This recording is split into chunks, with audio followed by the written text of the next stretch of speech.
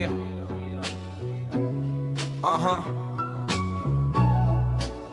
We are live. Let's talk about it with your host Jules and Latino. Let's talk about it. Pull up a chair and show people. Let's talk about it. Real life, real laughs on a reload. Let's talk about it with your host Jules and Latino. Jules got the gems, big facts. Latino bring the spice. No cap, 2 mics, 1 vibe. Tap in, turn it up, tell a friend. Let's begin. Let's talk about it with your host Jules and Latino. Let's talk about it. Pull up a chair, it's your people. Let's talk about it. Real life, real laughs on a reload. Let's talk about it with your host Jules and Latino.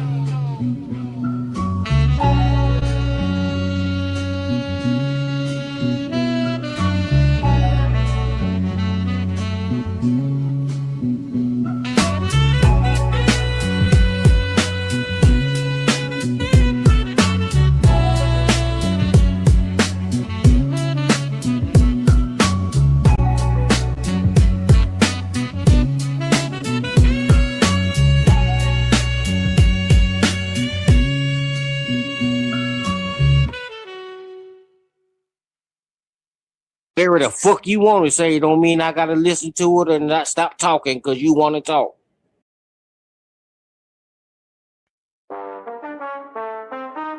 Yeah.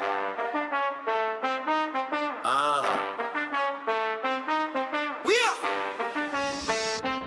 Let's talk about it with your host Jules and Latino. Pull up a chair, this your people. Real life, real laughs on the reload. With your host Jules and Latino. Jules got the gems, big facts. Latino bring the spice. No cap, 2 mics, 1 vibe. Tap in, turn it up, tell a friend. Let's begin. Let's talk about it with your host Jules and Latino. Pull up a chair, this your people. Real life, real laughs on the reload. With your host Jules and Latino. Jules and Latino.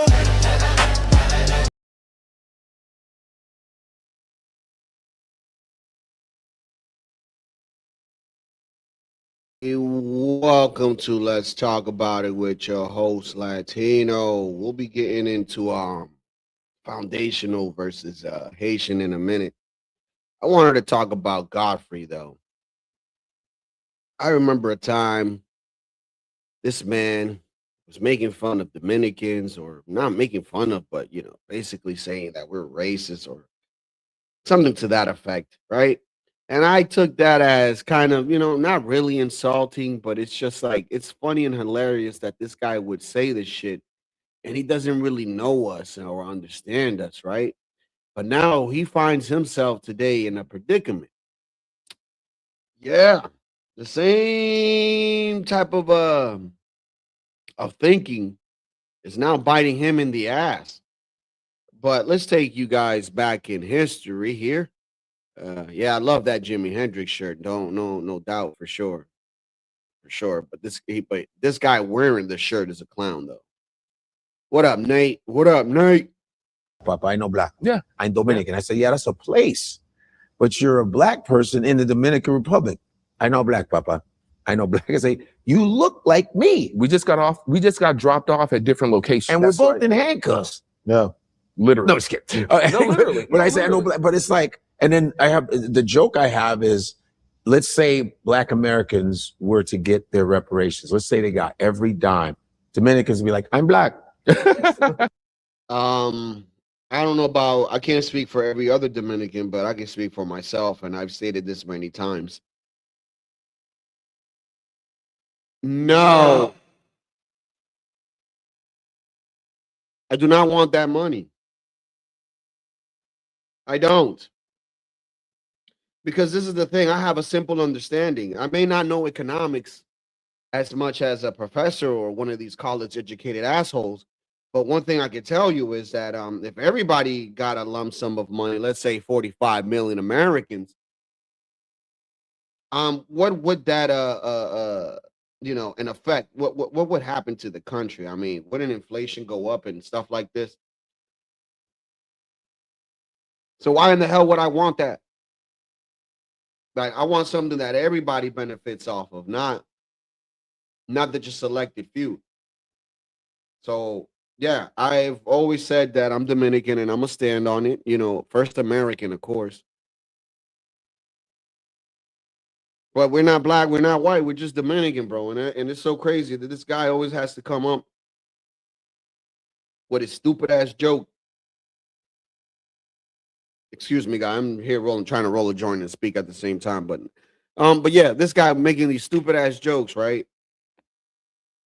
Not having an understanding or the know-how, I guess, to understand, because he's really incompetent, dude. Like, bro, you know how many different shades of Dominicans are in the Dominican Republic? That whole colorism shit is a thing when I got here, bro. That wasn't ever a thing back home, bro. Like, my dad is the same skin tone as the guy here in the green. About that same skin tone. That's my dad's skin tone. Like, and look at me, I'm light skinned, and my mom light skinned. My grandmother's light skinned, and my grandmother from my dad's side is dark skinned. Then my grandfather from my father's side, he's light skinned.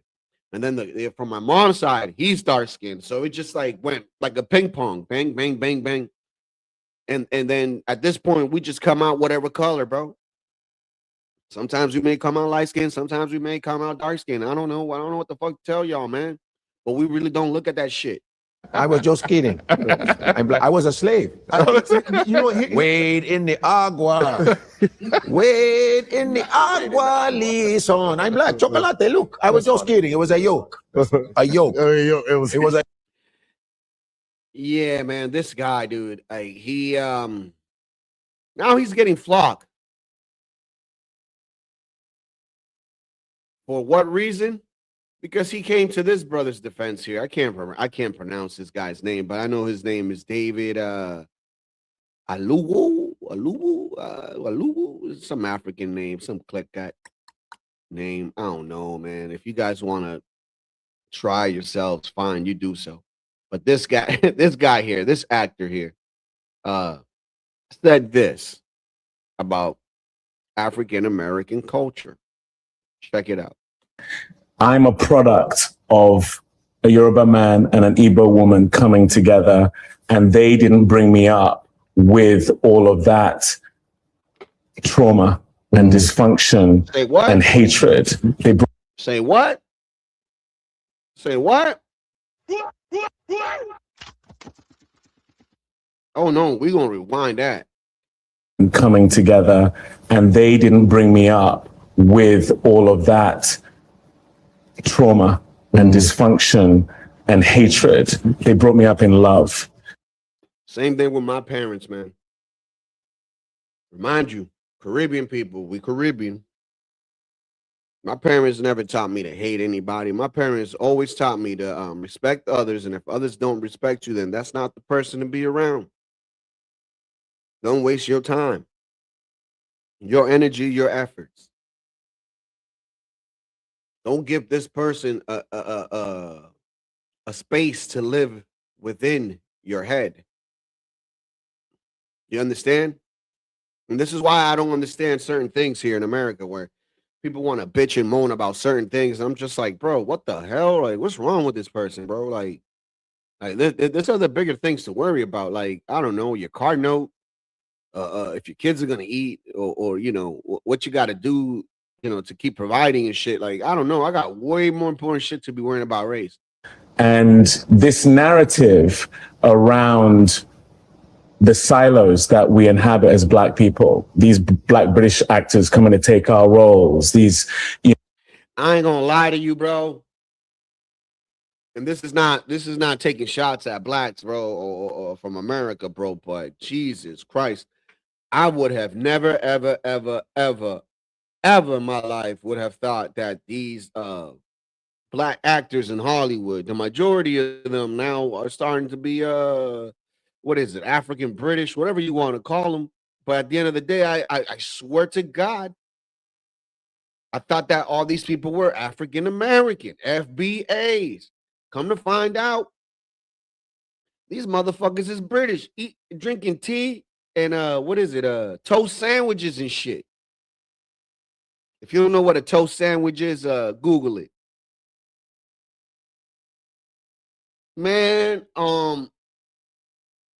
it's crazy, bro. Like, I mean, I can't hate, bro. Like, these people act so good that I'm telling you, I thought that they were American themselves, but nah, they're really not, man. They, once you interview them off a camera, you know what I mean, like off the screen or whatever, or the movie, you hear them talking like, "Oh my God, the film was a magnificent film. The way I portrayed, the black ghetto man in the hood, and the way he was shot.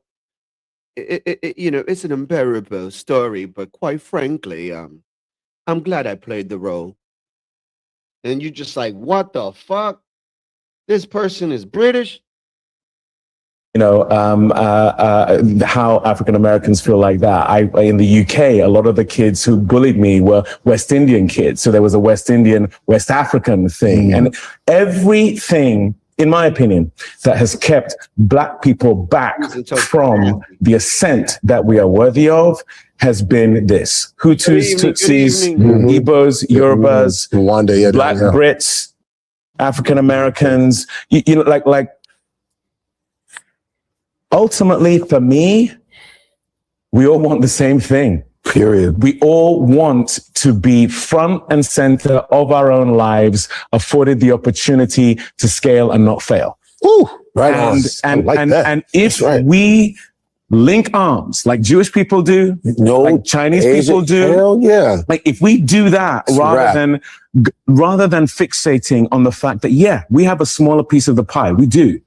And as a result, when a Black Brit gets that role, what we're talking about is not acting. We're not talking about the art of acting. We're talking about scarcity. We're talking about the fact that there's not much pie. So when someone gets it, it's like, you're now taking a piece that makes me. But let's be honest here, bro. Like, come on. I got a lot of love and respect for you British Black actors, bro. But like, we gotta keep it 100, people, bro. Chat, like, tell me if I'm crazy. You type 1 in the chat if I'm crazy. But this is a man that played Martin Luther the King in Selma, a British African actor. You telling me you couldn't grab Tyrese to make that goddamn movie? You could have had grabbed Will Smith. Come on, man. This is what I'm talking about, man. This is what I'm talking about, man. But then again, I'm gonna have to push back on myself too, because one of the all-time gangster movies of all time is Scarface, played by an Italian, not a Cuban, but that motherfucker, nah, man, you gotta. You want to play rough, huh? Your wounds are so polluted. Oh my God, that part was so funny. He's like, you know why you can't have a baby? Because your wounds are so polluted. Yo, man, that shit had me dying. But the point I'm making is, it's like Black people going to see it as a smack in the face, because it's like, damn, man, you telling me you had to go 3,000 miles away, ocean and everything, to find another Black individual to play one of us? Come on, man. And I get the sentiment, but at the same time, if it wasn't for this type of shit, we wouldn't get Scarface. Feel like I can't access that piece. Yeah. Because you don't have that with white British actors in the Hollywood constellation, because the pie is vast. So do you think like when Juski goes out there and he does that whole skit that's gone viral? It's funny. Yeah. Where he's the British guy, he goes out there. And does that kind of add fuel to the fire? Because I mean, it's a thing. It's like, oh shit. All right. Thank God I didn't drop my food. It's like The Little Mermaid.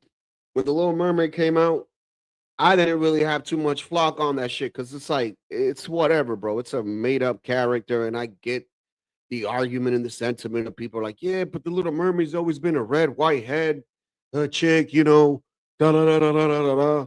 And I'm just like, yeah, so the fuck what? Like, it is what it is, right? Most black people were happy at the fact that the Little Mermaid was gonna be black. Most white people were a little bit pissed off. I ain't gonna lie to you. But at the end of the day, bro, black people didn't complain about the Little Mermaid being black. They defended it, right? So I would feel that they would take the same stance with these British black people, you know, being called for, you know, a role like that. You know what I'm saying? But at the same time, like I can understand the sentiment. You know what I mean? So I'm like 50-50. Not really, but I don't know, man. This is it's a tricky situation, man. But what he said at the beginning, he was taking kind of shots, bro, at the black community here, bro. And Godfrey is now going to take shots for it because you know Godfrey is one of these people, you know, that happens, you know, has parents from Nigeria, and he stands up for the whole FBA movement and black people here in America as a whole. But he's getting flogged from black people today because he didn't defend him when he had to right there in that moment and gave that guy some pushback and say, hey, bro, like you know, I may understand what you're trying to say here, but what you're saying don't come, you know, don't come out right. The same way he gave Dominicans flock for saying me no black. That didn't happen. So the black community now are tearing a new one in his asshole right now. Starting to hear more and more of it. Yeah. And it's why we started 154. Yeah. Like, it's to bring all of us. It's one continent, 54 countries, but really it's bigger. It's one diaspora that's centered around who we are as people. But yet there's these micro fractures of, oh, but they're from the UK or they're from, you know, they're immigrants from Africa. Yeah. My thing is, I have adopted the stance of I have to let my work do the talking. There's Damn.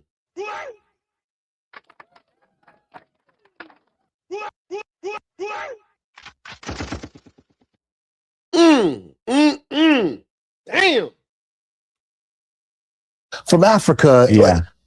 My thing is, I have adopted the stance of I have to let my work do the talking.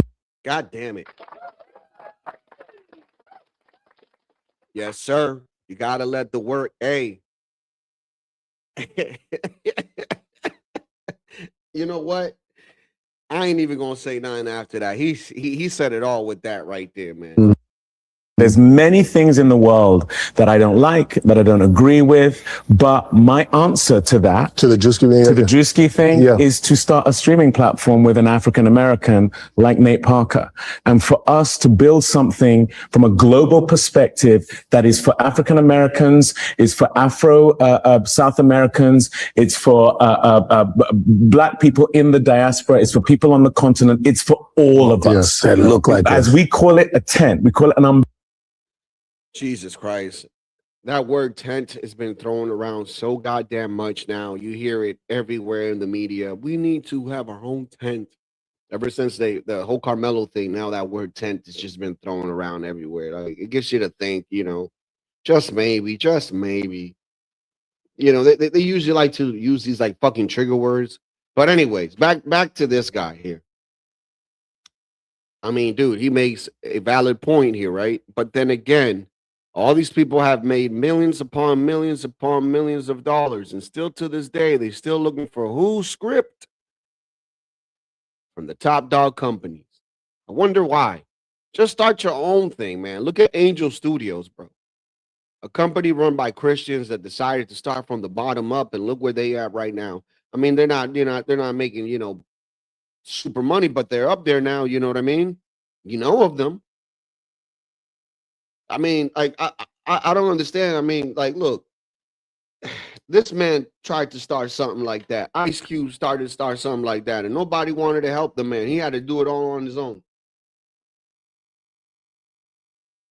Like, this is what I'm saying. Like, if you guys came together as a group, but the thing is that y'all can't do it, bro. There's going to be a whole bunch of issues, a bunch of problems. And it's not because y'all black or anything like that, you know. But just take for example, look at Jay-Z with Live Nation. Man, a lot of people got robbed, bro. They trusted in that man. They ain't trusted in him, bro. And what he do? I'm just saying, bro. So sometimes these people rather do it the best way is just to stick to yourself, have your agent give you the you know, meet, you know, the roles or whatever, I guess, and then the studio will call you up and they'll hire you, and you know how that Hollywood shit works. But I rather go that route than be in a conglomerate of people that I really can't trust, bro. And it's not because of being black or anything. It's just that everybody has their own agenda and everybody wants to pull a certain different way and shit. And if we can't all see the main picture, which is, you know, to make this into an empire or something in Hollywood, then we all got to be able to sacrifice. Sometimes you might not get what you want, dude, but you will get it at the end of the road. Umbrella. We call it a table that we're inviting everyone to. I think it's funny, that skit. Do I think it's helpful? I don't think it's helpful. But my answer to I mean, that skit told truth, though. I ain't gonna lie, man. I'm telling you, man. Dude, that black dude from Get Out, I think is the name of the movie, bro. But when he was sitting in that chair with the white lady was spinning the coffee cup and shit, bro, I thought that dude was straight up African American, bro. I shit you fucking not. I swear to God. And I even thought that this guy speaking right here, played Martin Luther the King. I thought he was African American. I mean, dude, you guys are such good actors, bro, that you got me. God damn, you got me, bro. I'm telling you, because I would have never known. If it wasn't for these interviews that they do off of off of the movies and shit, bro, like I would never know that these people are British. Like this dude from The Wire, what's his name? Is it Azilia, what his name is? Him too. I was like, come on, man, get out of here, bro. This guy got me really thinking that he was really from Baltimore, bro.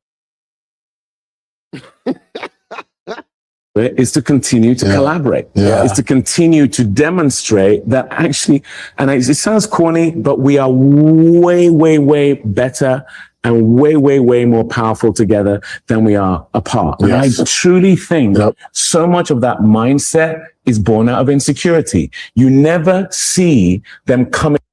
Bro, and it's so funny, right, Moxie? Because I thought that this dude, what's his name? The first guy that played, no. The second guy that played, fuck is this guy's name, dude? Damn, I know his name, dude.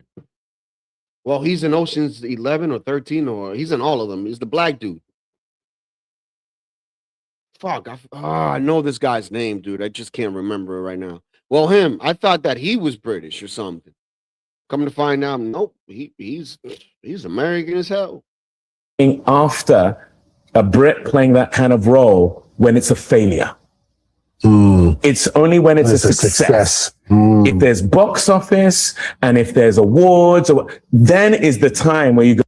Yeah, see, that's when the hate comes. I mean, of course, the hate always got to come with the success. And then if the hate don't come with the success, then you're not successful, bro. Like, that's something that my father taught me. He's like, yo, if there's not haters with that success, then you're really not that successful, bro. Trust me, bro. Don Cheadle. There you go. Thank you, Jones. Thank you, Don Cheadle, bro. I thought that motherfucker was British, bro. I thought that motherfucker was British, but apparently he is not. He is from here, from the great US of A. But oh shit, what did I do here? All right, let's check this out, man. Say real quick. Let me just say, you know what I mean? If we're gonna do a measure on blackness, I'll probably stomp most of you. What? A measure on blackness? What? And Whoa, you're whoa, gonna whoa, stomp whoa, us? whoa, whoa, whoa, buddy. Whoa.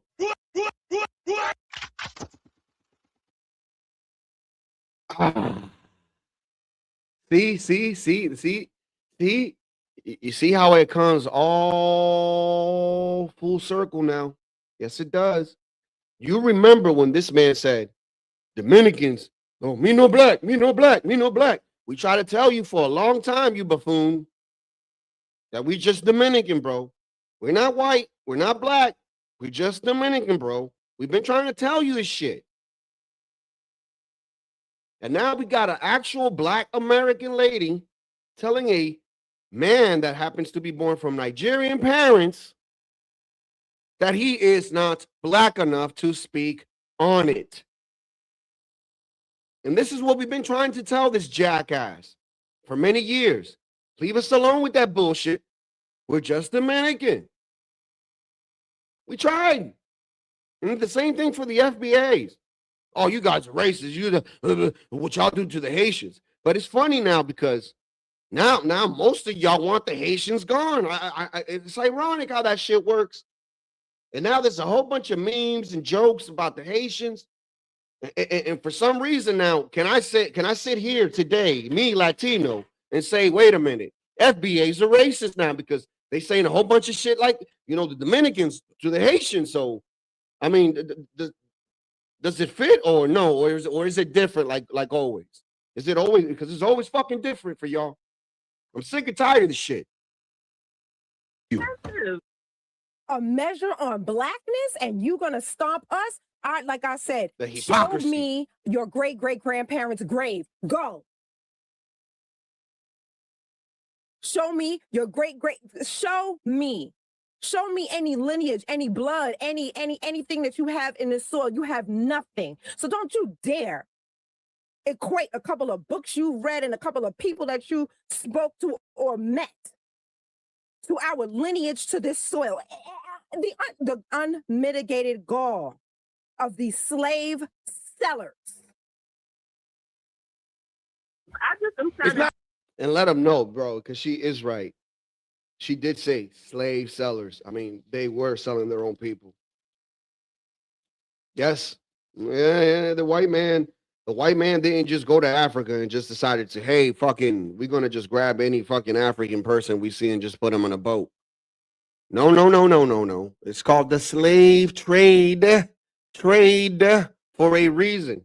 Just like the market, like the stock market trade, how they trade commodities and shit, right? It's the same thing. They trade, glass or sugar or whatever the fuck it was. Like this even books of Christopher Columbus that when he went to DR, he was like, these people are so stupid and gullible that they're giving me goods and foods for broken pieces of fucking glass. And one may say, oh no, it's because the native people, they were just, lovely people and they love to trade and shit. Bro, the people were so fucking dumb that Christopher Columbus gave the guy a knife and he cut himself because come on, dog. Come on, dog. Stop playing with me, bro. And I don't want to hear, but they never seen a knife. Stop playing with me, bro. Like how you think these people were surviving, fishing and hunting and all that? Come on, man. They had to have some type of tools. Like, Jesus, man. That's sensitivity. It ain't sensitivity. Don't fucking ever say that to me. Oh. It's not sensitivity. It's passion because I'm on point. Hey, this is at IKim39 said, hey, wait. Yup, Donnie did studies. It's a form of assimilation that whites feel more comfortable around foreign blacks, hence Hollywood being partial to them playing a role. So it's not insecurity. Because I really feel, man, I ain't gonna lie to you. I think it's the lingo. Like, I ain't gonna lie, Tia Marie, whatever her name is. Like, dude, respect to my wife and everything. Like Tina Marie, man, she could get it. I ain't gonna lie to you. She the face ain't all there, but her body is slamming. You know what I'm saying? Like, look what she did in the BET Awards, her and the other chick. Like, come on, man. Look at that type of behavior. Let's be honest here. You think that one of these British dudes are going to be doing that type of ghetto ass shit? Fuck no. They're going to go up there in that stage. They're going to be like, I want to thank you for this award, and I want to thank everybody that supported me. Just shout out to everybody out there in London, and God bless you and God bless everybody. Bye. And that's it. It ain't all that. Not good, It ain't gonna be none of that. Just get your award and sit the fuck down. You gotta be extra. And I think no bullshit, no lie. I think Hollywood sees that shit. They go like, wait a minute, man. This person right here is good to work with. This is why Will Smith don't got a problem getting a job. Because Will Smith looks like the type of dude that you can work with because, he listens to shit. I mean, God damn it. I mean, he been listening for all those years married to that goddamn witch, right? Just saying. It's a different level of acting and everything. That the black American feels like it feels like you remind white people of the oppression of what they did to you. They did. So the British black doesn't remind it because it's separate. It's a different type of black. So it's like, oh, hello. Blah, blah, blah. They're like, oh wow, he's more. It's like it's like, let's be honest, bro. Like, you think one of those British actors, bro, like, they're on set, right, with like Tarantino, right? And we heard the stories about this guy. Like, sometimes he's difficult and hard to work with, but he makes masterpieces, right? Just telling this guy to do a role, the same fucking scene, 20, 30 fucking times, bro. In like 2 to 3 hours, bro. The same fucking the same scene, bro. Like, how you like? I'm not gonna lie. Me as a Hispanic person, I'm gonna be a little bit tighter and upset. I'm gonna be like, man, I don't know now if you're trying to fuck with me, or I don't know what the fuck you're trying to get out of me, but I'm gonna be upset. One thing I'm gonna tell you about them British African dudes. They're gonna go up there and they're gonna be like, okay, I'll try harder the next time. What is it that I did wrong so I can know what to fix and what to work on? You know what I'm saying? So they're more comprehensible, bro. Like, they're more acceptable, accessible, bro. Like, I don't know what to say, man, but like they understand shit, bro. And it's not to say that they fucking cool, the C word or anything. You know what I'm saying? But dude, it's what it is, bro. See, I know I had to stop myself, right? But yeah, it's not to say any of that, bro. It's just the way that they are, bro. Like, look what that guy said. Then he never was taught to hate anybody, bro. And it's the same thing with my parents. My parents never said to me, "Don't bring no black, no Hispanic, no Chinese or Hispanic, no white girl." They didn't care as long as that chick loved me, bro. I'm the one that decided that because at the end of the day, I was like, damn, man, I've noticed that, I've seen a lot of, this is off topic though. I've seen a lot of interracial people and I noticed that the shit usually didn't work out. So I was just like, hey, I'm not going to deal with that. Like, I look at the Indian couples that walk around here every goddamn day, old ass couple, probably been together like 50, 60 years, bro. Yeah, boy. It's like an upgrade from iPhone 2 to iPhone 17. But also just the voice. Stop. Yo.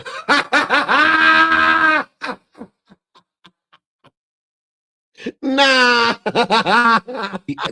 the British black doesn't remind it because it's separate. It's a different type of black. So it's like, oh, hello. Blah, blah, blah. They're like, oh, wow, he's more. It's like it's safe. It's like an upgrade from iPhone 2 to iPhone 17. But also, God damn. Yo, that's 15 upgrades right there, bro. Yo, are you hearing what he's saying, bro? Because see, I've always said that, me no black. I just never said that I was better than any of y'all. I never said any of that. And when it came to the argument of we need to get rid of you Hispanic people, my argument always was like, how is that possible? If America runs as a corporation, right? If America runs as a corporation, what you're saying is so idiotic in this. Like, listen to what I'm going to say. You want Hispanic people, doesn't matter if they're citizens or whatever, or migrants, all of them to be gone, right? Think about this. I showed a video the other day. Salvadorans alone are responsible for $425 million in transfers sending back to their country, right? And then the rest is, whatever other countries, Venezuela, DR, etc. Right? That's just sending money. That's not how much money we're bringing in, how much money we're spending. That's not how, none of that. That's just the sending part of it, right? So the other day we had Leonard Leroy here. Shout out to Leonard. He had his little chat GPT thing look up something, right? And what it was what's the GDP for African Americans in the United States? And the number was 1.2 trillion to 1.5. And then he tried to do the comparison about with Africa, and it was the same number. But then I decided to, in the back end, because I was like, you know what, let me not even bring this up because it's not part of the conversation. I decided to look at the Hispanic community. Oh boy, guess what we found? 4 trillion. So in a business aspect, if America's a corporation, like most of you guys say, why would they get rid of something that brings in 4 compared to 1.5? See, and this is my argument. It's like, you sound stupid. Sound like a dumbass. Oh, you racist. No, I'm not racist. I'm just stating facts. That's always been my argument. It's like, bro, I don't care what y'all do, but stop saying that we know, bro. Like, okay, when it comes to the culture thing, you got an argument. And I ain't even going to argue that because it's like a lot of Hispanic people, yeah, they imitate a lot of, to be honest, a lot of people in the world imitate the shit that you guys do. That's just the fact. So I'm not going to argue that. Like, but to argue that, no, you are black. It's like, bro, you sound crazy, bro. You sound nuts. Just the voice. Stop right there. And I'm done. I'm done because I couldn't even listen to no more. I'm done. The upgrade? The upgrade? Yeah, Jones, see, but this is the thing. Like, if I like that dude one time in John's, because y'all need to go back to your country and it sound like Kermit the Frog and shit. I'm like, dude, what are you talking about? Like, I had these stats and I'm just like, bro, like, you sound stupid. Like, you sound very idiotic. Like, you can't, like, dude, just sending money alone a year. Hispanic people send over $800 million in transfers. Look this shit up. Just in transfers. And 55% of that, the people that are responsible for that are Salvadorian people, bro. They send the most money out of all of us in Latin America, bro. I don't send money to DR because the majority of my family is already here. So they're already here. They don't need no money. And if they do, then I don't know. You better get a job or something. Shit. I'm just saying, bro. Like, these people want to be attacking. You need to go back home and all. They sound like Kermit the Frog and shit, bro. Like, you serious, dude? What are you talking about? Godfrey, the British black is the upgrade to the American black? First of all, who is subservient? They like y'all because y'all don't give them no pushback. That's what you mean when you say that we remind them every time they pull, just like we doing with you right now, Godfrey. Every time they open their mouth and say some foolishness or some racistness or racist stuff, we are holding them accountable. You guys aren't doing that. Look at BAFTA. Yeah, but he only has comeback for anybody in America that doesn't happen to be black, or if they are black and they're not in the side that, of the shit that he believes, then he has something to say about those people. But now when it comes to his people, from the motherland of Africa, he has a different sentiment now. Doesn't that sound familiar? It's the same shit that this lady right here is speaking. Her people, they do the same thing.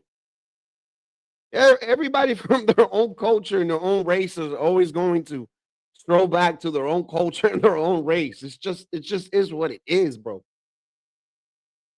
And this is not me saying that because my Dominican people and all that I hate everybody else. And no. We love everybody, bro.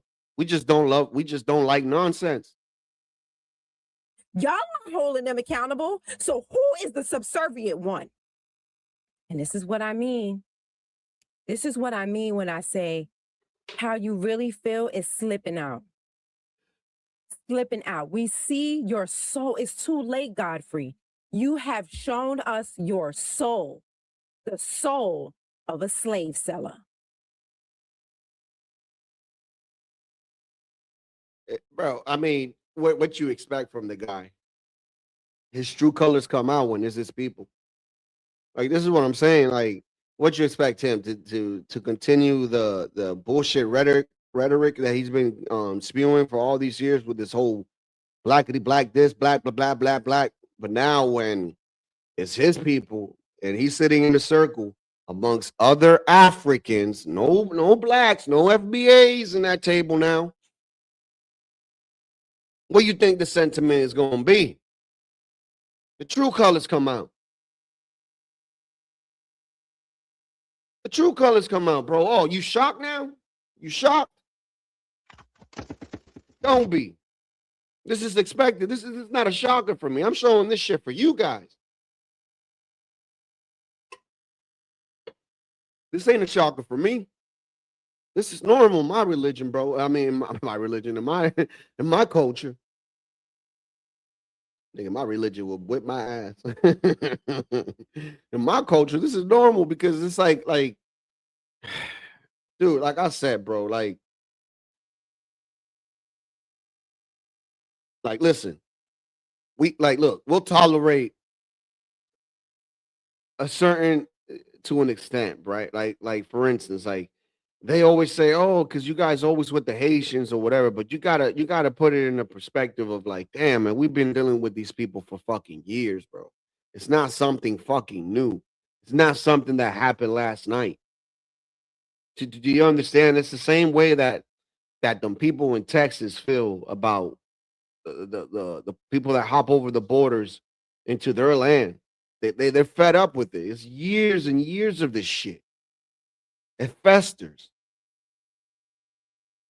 Like somebody will get upset, right? And people will be like, yo, but you guys have Venezuelans out there and y'all don't deport them.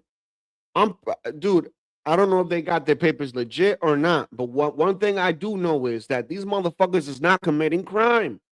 They're not bothering anybody. So if you want to sit here and say that's racist, fine.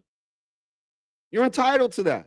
But one thing I will tell you is that just the other day, and I have the story here, I won't play it because it's too fucking graphic. I try to find, one that is like censored, but Dominican news, they just give it to you upright, bro. Like, there's no censoring, bro. Moxie knows, bro. We had this newspaper called, this magazine called the Exceso, whatever I think it's called. Bro, they show you the guts, everything, all that shit, bro. They don't care. The bullet holes, the brain splatter, all that shit, they don't care. Pictures of it and all that. Like, that's how the news be out there, bro. Like, it's crazy. They don't censor the shit, bro. Like, oh, but kids are watching. Nah, because the news ain't for the kids, man. It's for the adults. Man, two Haitian men grabbed a 14-year-old Dominican child and did the unthinkable to this little girl, man.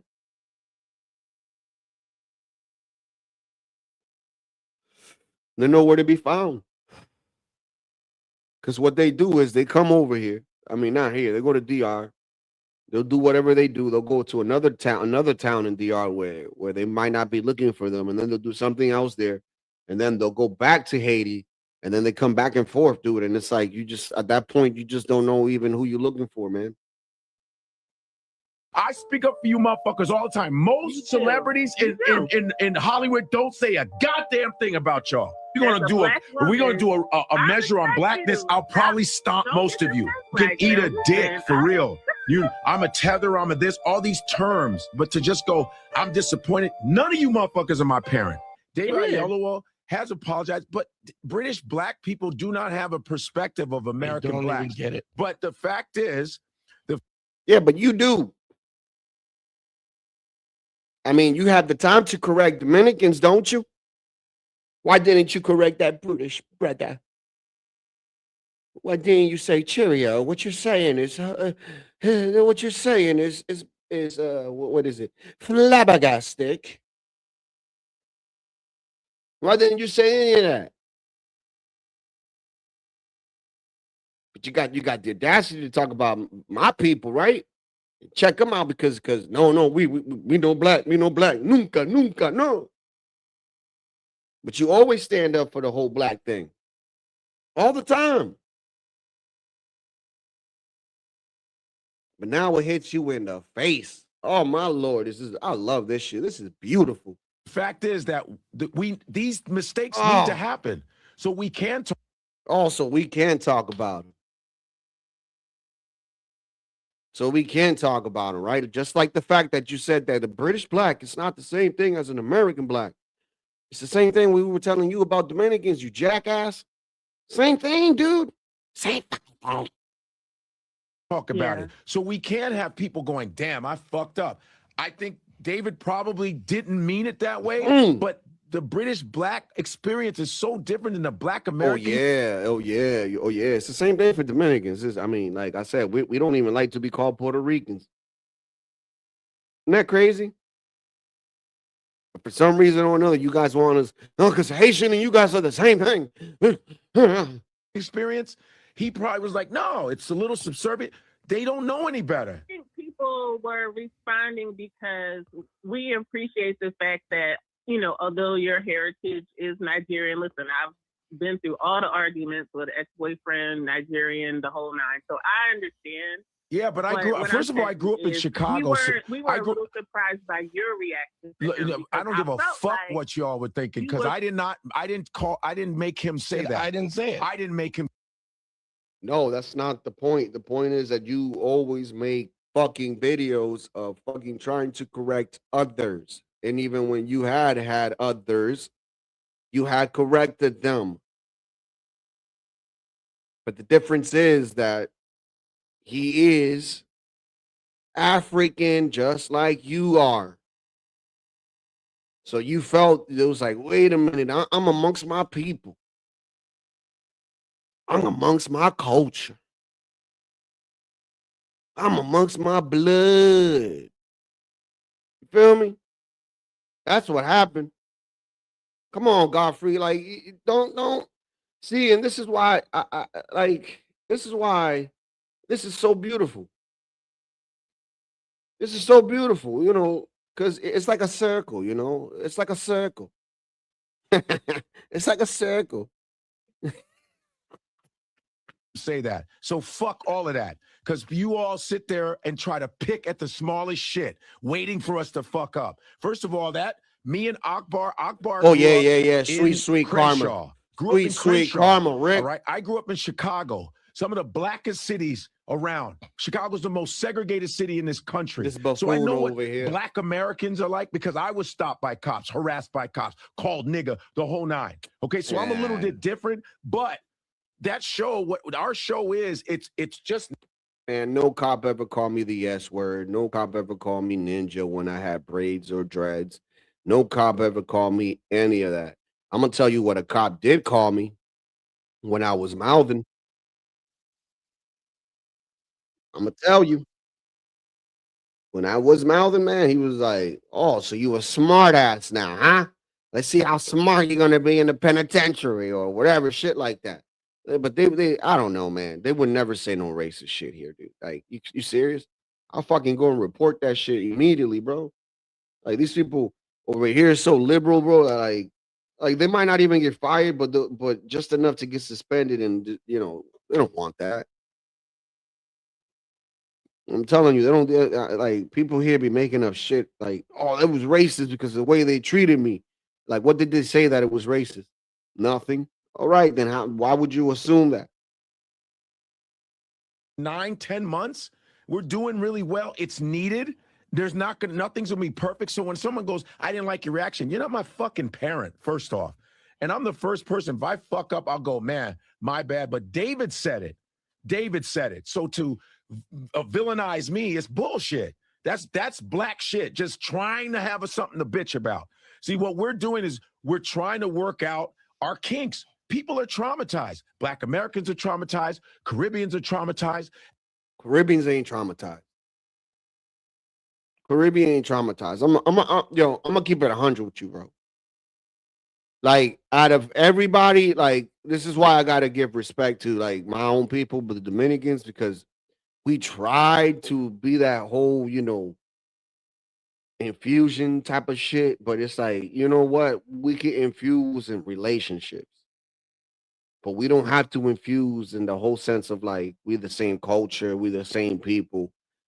Like, you know me as Poppy, and I know you as, homeboy, bro. Like, you know what I'm saying? Like, we don't have to emerge and be one, bro. Like, we could be one as friends, we could be one as, as a community and shit, but we don't have to be culturally, like, it doesn't have to be a thing.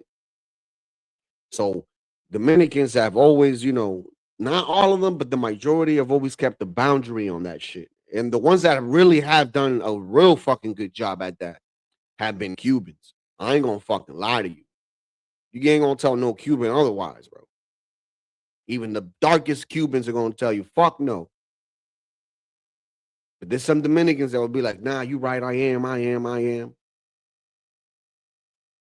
But to be honest with you, yo, most of those Caribbeans that happen to be, of skin color, bro, they try to blend in and shit. I'm not gonna lie to you. They be trying to do that shit. But then, when the shots get fired of like, talking about the Caribbean and the FBA get to talking about these people, the truth come out. The truth come out. I've always seen this shit happen, and it's like, oh damn, what happened to the coalition? Interesting. Africans are traumatized. Everybody's traumatized. Black women are traumatized. Black men are traumatized. So this is all coming from trauma, and this should be a therapeutic podcast. Got to talk about these things, but to just go, I'm disappointed. None of you motherfuckers are my parent. None of you. Nobody's perfect talking shit to me. You do a podcast and do better then. But my thing is, I'm doing this for the good of all of us to bridge a gap and all this, oh, you're a tether, you're a this, you can eat. My dude, you just compared black people to an iPhone 2. The phone that CM uses to stream. Shout out to you, CCM, the good CM, the good CCM. Yeah, bro, he compared you guys to a fucking iPhone 2, bro. And he said that he was iPhone 17. That's 15 upgrades, my nigga. Like, bro, I wouldn't even compare you guys to that.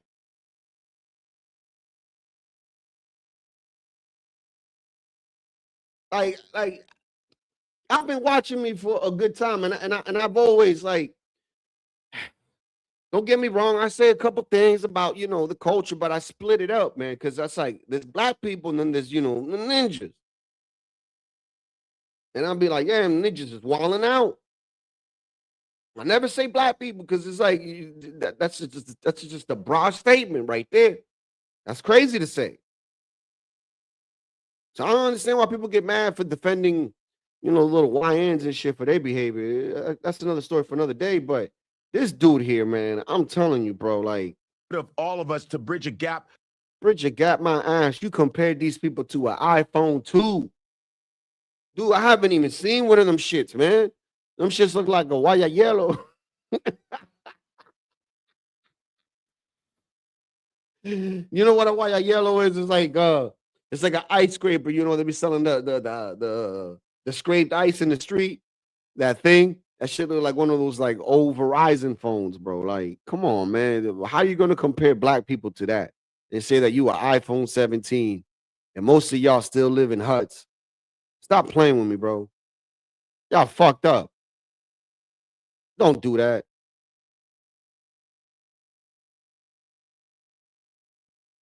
Bro, if they act, if the little YNs act up and chimp out, then they are what they are, bro. It's the same thing with the essays. If the essays chimp out, They are what they are, bro. I'm not gonna go back on that. Never. Ever. And I stand on it. You hate me or love me, it is what it is. You chimp out, no matter what race you are, it is what it is. You shouldn't be acting that way. That's what makes us different from animals. And all this, oh, you're a tether, you're a this, you can eat a dick. I'm just not talking to you, miss. I'm just saying in the general. But Okay, you I'm can like, eat now a listen, dick for real. I'm a tether, I'm a this, all these terms for a bunch of No, I wasn't traumatized saying black any of folk. that. It's like, first of all, I'm a very well-read man when it comes to black life. Very well-read. I've done. They beanie. Yeah. I mean, I don't got nothing with beans, bro. So that's why I just say chimp out, bro. Like, because it's a behavior. I don't look at it as a black thing. Black people may consider it as that because that's them. I don't know. I don't know what their issue is. Mounds of going to see the minister, a Savior's Day, all kinds of shit. I met Stokely Carmichael. Yeah, man, this guy, dude. I just love how the tables have turned on his dumb ass. You try to explain to him many times, bro, in the past, dude. Dominican, that's it. Dominican, no, but he with his dumb pea brain, with his dumb Jesus Christ, man. This thing. With the pea brain of his, bro. He doesn't seem to understand or comprehend, bro. I tried to explain this shit to him many times, bro. And all he did was just, make fun of it. He said that we were salsa dancing all over it and stuff. And it's like, bro, we never said we weren't dark skinned. We never said that we weren't, African in our DNA. We never said any of this shit, dude. We never said any of this. We never denied it. Have you ever denied this, Rick? When they told you, Rick, you have African in you. Have you ever said, no, I don't. No, I don't. No, from the times that I've spoken to you, you said yes. Yes. And when you've spoken to me in the same thing, I've even told you this. Like, so I don't understand where this shit comes from, bro. Like, it's nuts to me, bro. It has to be an American thing. And then they get pissed off at us because they want us to feel the same sentiment that they do. And it's like, dude, like, I can't stoop myself down that low to be retarded like you are. Respectfully. I don't got time to be crying about no goddamn white man or anybody.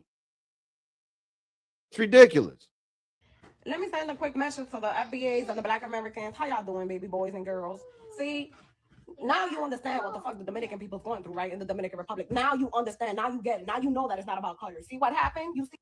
Oh, yeah. They about to see.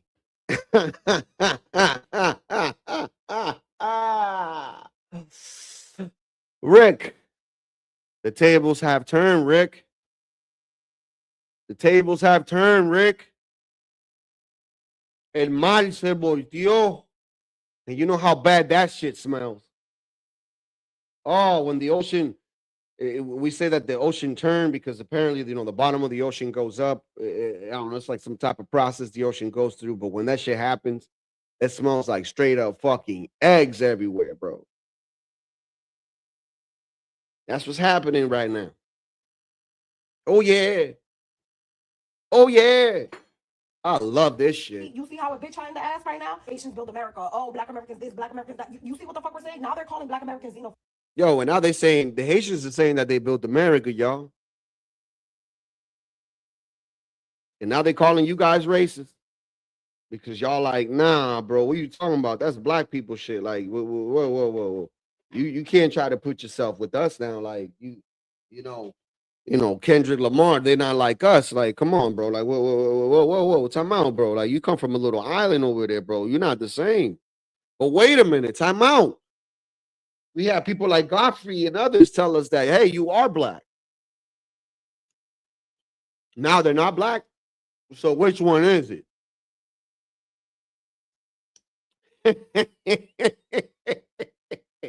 Well, big prejudice. Shit, these motherfuckers is calling y'all racist for trying to protect and preserve your identity. And it's Oh, like yeah. we've been trying to tell y'all, like we've been told y'all. As soon as you tell these motherfuckers no, they start throwing false allegations. They start. Oh yeah, girl. Come on, man. Speak for man. That's my little sister right there. I don't even know this Dominican lady, but I feel like we're already family, man. I feel like she already gonna invite me over, eat sancocho with me and my wife and my kids, and she got kids and a husband. We're gonna have a good old time, drinking a couple Presidente, some Mama Juana. Oh man, a good old time, dude. Accuse you of being racist. They start to be disrespectful. They're very demanding. They get entitled. Like we've been told y'all this, but then all y'all do is call us racist. Now look at that. Now Yeah, because they emotional, like mama. now it's not all Haitians who act like that, but the majority of. I mean, you can't blame these people, bro. They emotional like they moms.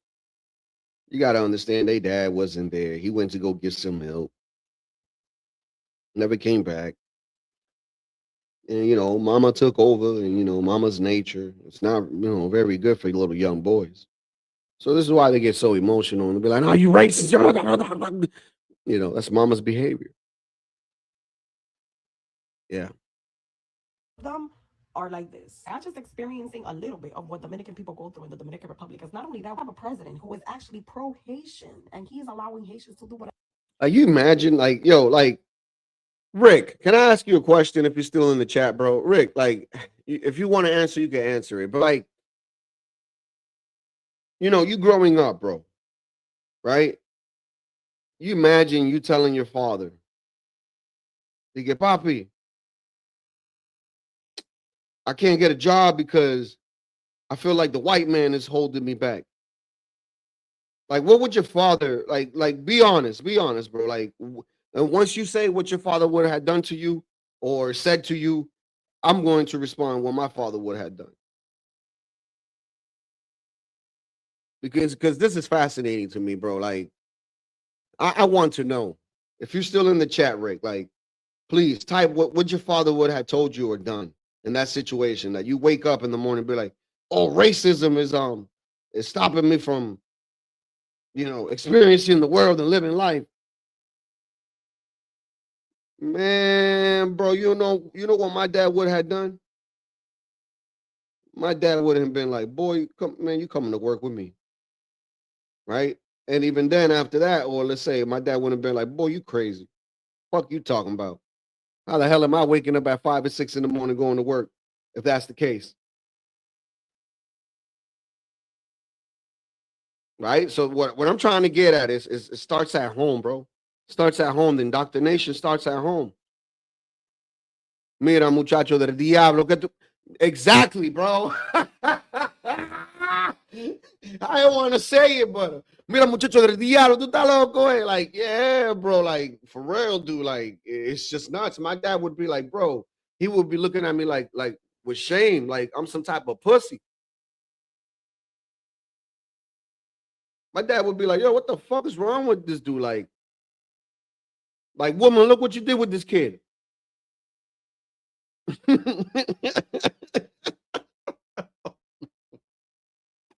You know what I mean? Like, yo, come on, man. My dad would not tolerate that bullshit, bro. My dad would not. I'm telling you, my dad would not. And he would not say nothing about racism in my house or anything. I never had that type of conversation about race. The only time I've ever had the conversation about race in my house was about girls and stuff. Because I asked him the question. I was like, "Does it really matter what type of woman I bring? If I really wanted to take her serious, right?" And he said, "As long as you like her or whatever, but I would prefer, that you stay with a Dominican chick. But if whatever you want, you that's on you." And that was it. It was never, "Oh, you got to be careful with the black ones. You got to be careful with the white ones because of this. You got to be careful with the Asian." Nah, it was never none of that. What the fuck they want in the Dominican Republic. You guys are getting a gist. So imagine seeing that disrespectful speech every day. This happens every day in the Dominican Republic. You see? And even after all of that, they got all this money. They never want to go home. They're greedy people. And look at all the benefits they got over here. Look at all the opportunities they got in the United States of America. They get the same opportunities over there in the Dominican Republic. They thrive. They make money. Millionaires here, millionaires over there. And somehow everybody hates Haitians and everybody is anti-Haitian. Like, I've never denied the minor cases of classism, colorism, racism. I never denied that. I know there are Dominicans who fit into those categories. But it's Bro, yes, they are. And I never deny that. And if you want to put me in that little category, that's your prerogative. And I really don't give a shit. not the majority, and that is not a major factor in the Dominican Republic. And you see now the script has flipped, and now the same thing they say about Dominicans, they're saying about you guys. Yo, straight up, me and my dad too. It's never been about color. It's about the disrespect. They'd be like, yo, like, is something wrong with this kid? Abuse of the fucking system. You know what the funniest thing about this is? Where do you think they're gonna self-support? Exactly, and yeah, they're not. That's what I'm worried about. Like, let's be honest. Like, all those Haitians that made money, you think that they're going to go back to Haiti? Fuck no. Fuck no. Fuck no. No, they're not. Oh my Lord. will continue to spew that same fucking rhetoric that you guys just seen, right, in the Dominican Republic as they've been doing for fucking decades.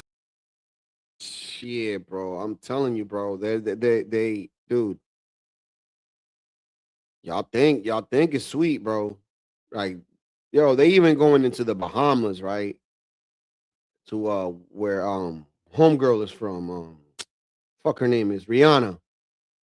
And bro, even them motherfuckers is shipping them out, bro. Like even the residents themselves are grabbing these people, bro, and sending them back to the police station, dog. Like, and they shipping them out, dude. Like, it's crazy. I seen this shit in the news, bro. They doing it themselves, bro. Trinidad, the same thing. Barbados, that's the name of it, right? Barbados, bro. Trinidad, Barbados. Damn, who else was it? Yo, there was like 5-6 country, little islands doing this shit, bro. When they're just getting rid of all these Haitians, bro.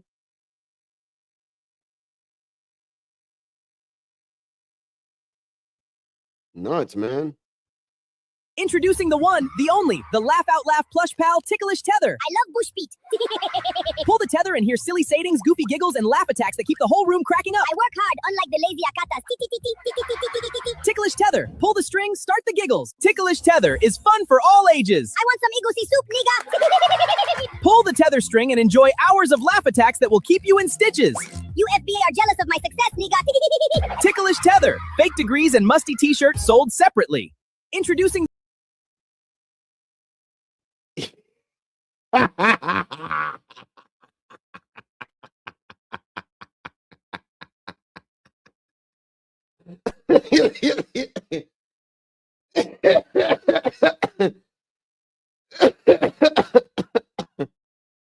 Yo, Jules, look at this, Jules.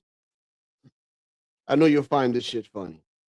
Before I continue down, before I go down this whole Haitian FBA thing. Check this out. Man, y'all pretendians are taking this thing too far, y'all. I promise you. These pretendians are going too far. Check this out right here. Pack it up, bitch. Pack it up. Pack it up. We coming for our shit.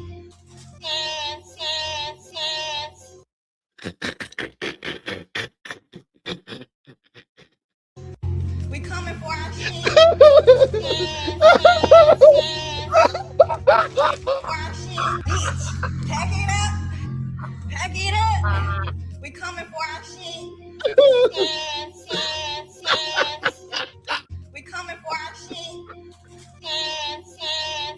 Get up. We coming for our shit.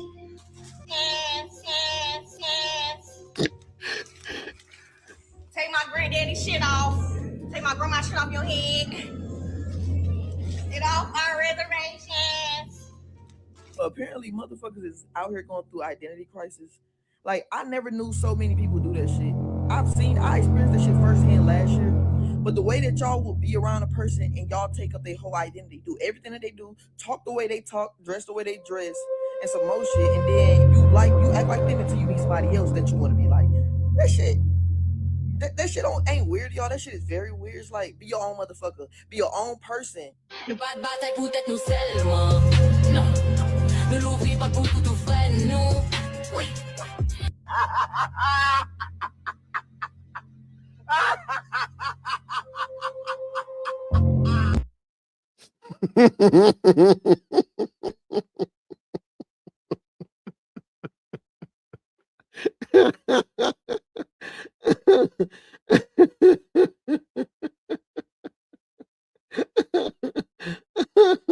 All right, back to the FBA with the Haitian thing, man. Let's go. I love y'all so much. Where can I find the FBA handbook? Because I'm getting mixed instruction. I need like specific, instructions, like what is too Black American for me to do?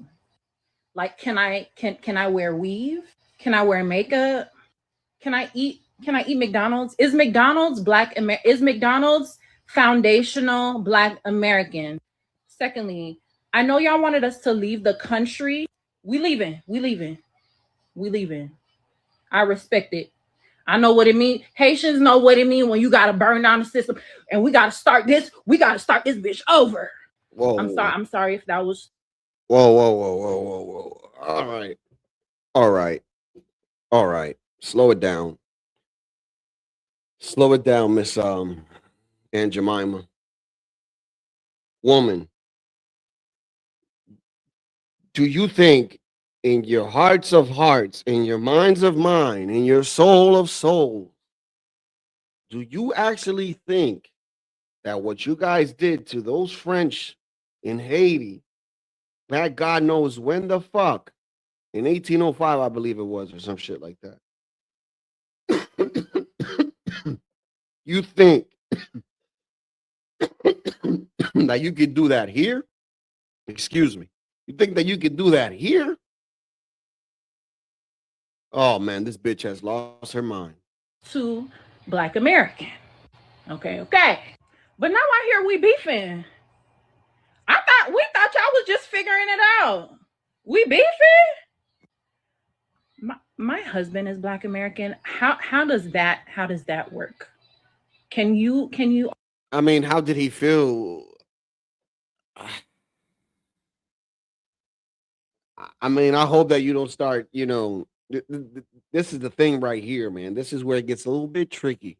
Also include that in the pamphlet or the ebook or, respectfully.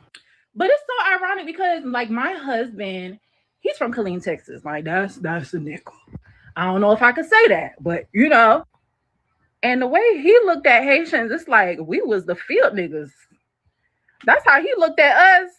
So it was like, you know what I'm saying? It just worked out. I was Air Force, he was Marine, you know what I'm saying? It worked out. But now it's beef. Okay. And secondly, do y'all have the Haitians database? Like the list of every single Haitian and how much Haitian do they have to be to leave? Because when I moved to Atlanta in 2011, how much Haitian do they gotta be? It's just a joke, people. They're eating the cats and the dogs. People were not saying that they were Haitian. I was coming from Florida where it's like a badge of honor to be Haitian. Like everybody's Haitian in Florida. Okay, no shade. Nobody would tell me that they're Haitian. I would have to look at their name, recognize certain mannerisms, features, even the shape. I could look at a woman's legs and tell that they're Haitian. No freaking lie. But they wouldn't say that they're Haitian. You have to ask where their parents were from. Then they would claim that they're Haitian. That's just my little take.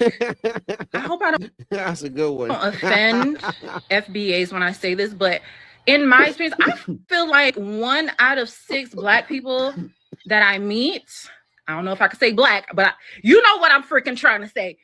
is Haitian. I feel like 1 out of every 6 Black people I meet has some kind of Haitian descent.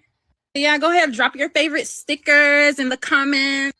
I like that plane, the plane that says pack your bag. And the Muppet is getting old though. Do y'all have any other representative? Because Haitians don't know that, girl. So y'all need to, there has to be something else. And those of you who are like really fighting this fight for FBAs, I appreciate y'all. I want to commend y'all and motivate y'all. I mean, shit, if I had to pick a side, I'm sorry. I'm going to pick the FBAs, bro, because at the end of the day, they're American. And like I said, America, baby. America. Those of you who are non-MAGA, those of you who are non-coon and non-self-hating, non-CIA, non-FBI, the non-plants, because you know there's plants, okay? Remember the 70s? Remember crack epidemic? Yeah. And the kids are watching. Oh my God, embarrassing. That's embarrassing. Didn't we just bomb another country this week? Didn't Mr. Musk, didn't he say we're gonna have more? All right, now you're just ranting. Yeah, I don't want to listen no more of this woman. See, now we gotta play something funny because she really ruined the mood here. So bear with me. Check this shit out. Yo, me and my wife were fucking dying, bro. I feel so bad for this kid, dude. Oh my Lord, dude. I feel so bad for this kid. Oh my God. Yo. I'm not laughing at the smack. It's not the smack. It's what he's doing afterwards. Look at that eye twitch. Look at that eye. Look at the eye. Just focus on the eyes, bro. Come around. What do you say? Build you up, then I'll take you down. Yo, bro. Yo, check this out. He's so traumatized that he starts looking over in the back. Pete. Don't you love when I come around? Build you up. Oh God. You still over here slapping me. Who would've thought I'd get you? Oh yeah. Exactly, because you're doing the most, baby. Why would I get off alive? Get off of it and get me off of it. And you still trying to be funny and sit here and be up on me like I'm a joke. Nobody said you were a joke, baby. Okay, then why I'm smoking my black. I'm smoking my black. And I'm just, listening to some music like I was trying to do last night.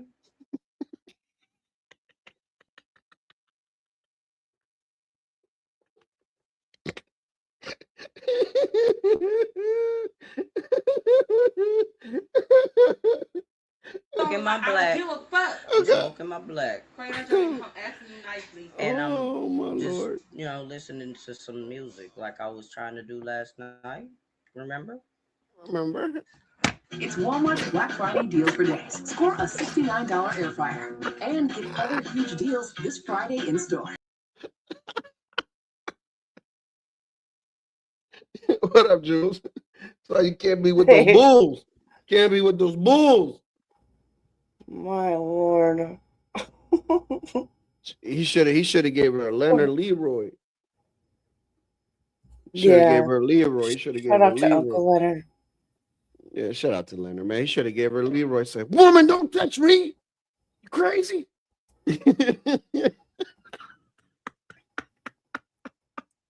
What up, Jules? What'd you think of this shit so far? Oh, well, yeah, I'm waiting to get to the point to where we find some of these people where, because there are people who want to talk about creating just a Black economy in America and trade with themselves and build themselves up. And, keep their money circulating amongst themselves, which is great. But I think we all should just do that as Americans. So anyway, I want to see when those people hit the wall, with the hood people, because it's like you got to get your other people to stop killing each other first because of drill rap and stupid shit. Did you know that? You know what I mean? Did you know that by the Let's year start there. 2000, by the year 2075, it will it won't be 45 million blacks anymore. It will be 20. What? That's crazy. Yeah, That's because crazy. they're going to be so intermixed with others that at that point it's just only 20 million. So when you're saying that they want to make an economy and all that, and it's like, come on, dude, really? Yeah, They have the it's same like they have the unrealistic same goal. birth rate as the South Koreans. Well, and they statistically, OYGM, whatever you call that, OYM, old you know what I'm YN, talking about. yeah. As of The 2019, though, they were. Oh, hi, Leonard. Hi, Leonard. What up, Lenny? As of 2019, black babies were Turn on my aborted camera. at a rate of 5 times that of white babies. 5 times. Good. Great. I mean, I guess in one way, if they weren't wanted, they wouldn't have been parented well. But at the same time, if they really wanted to have a good population to create their own community, think of the compounding of that, of whatever got to that point. You know what I'm saying? The major cities should have never torn down the projects and left all of those Wakandans contained in their little rat-infested cubby holes, and all the crime would have been contained in those areas, and all of your major U.S. cities that are, Wakandans are turning into Niggerstan, like Afghanistan, wouldn't exist. There I am. Yeah, because you got to figure out. You said something in reference to drill music, right? There was no such. But I know that's. Yeah, but I know it's new. honey, baby, sweetheart, there was nothing called drill music in 1974, and Chicago had 970 deletions, and it wasn't the white folk doing it. So, drill music, no. Wakandans are Wakandans. See, Wakandans breed and raise other Wakandans to breed little nigglets, and it's like generational welfare. Just think about it. Had your parents told you you were able to use a bogus excuse to not try to succeed in life, you wouldn't try to succeed in life, right? Yeah. Yeah. And that's the Wakandan way. And being in this God-given country of ours where you have the right to be a failure, gosh darn it, let them fail. Damn right. It's on you, dude. Mm-hmm. Like, so what do you classify JP as? JP's the Wakandan. It just seems like he needs his own new definition because he's a dad. No. He's a ghetto cliche. I got it, Jules. Just look out in the chat. Yeah, there are plenty. Do you know there are plenty like him, male and female? Plenty. And where are they? In urban Democrat-run cities. And that's what they do. So let them do what they do. Just stay out of neighborhoods like where we, the middle classes live. There you go, Jules. Yeah.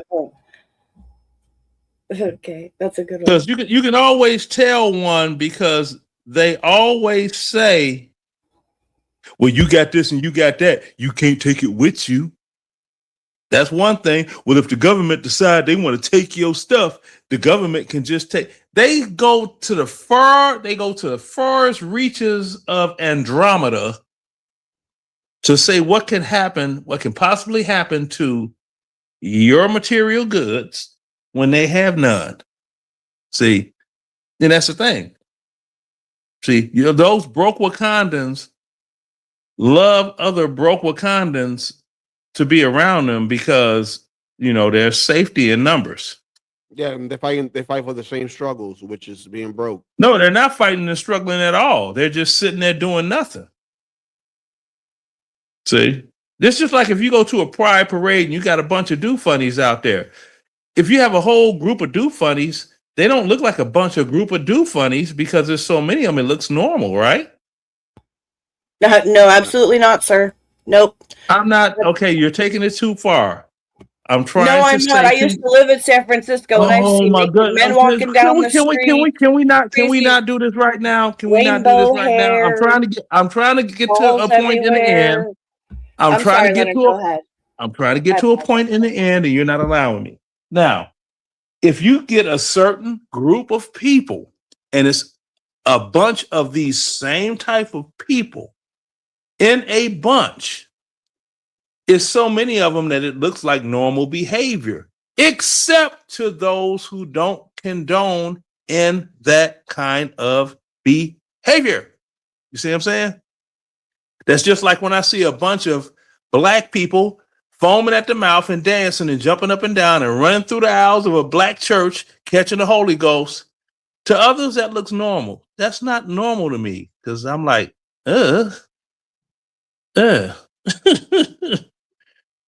So, or, the Catholics that. You never fainted at church, Leonard?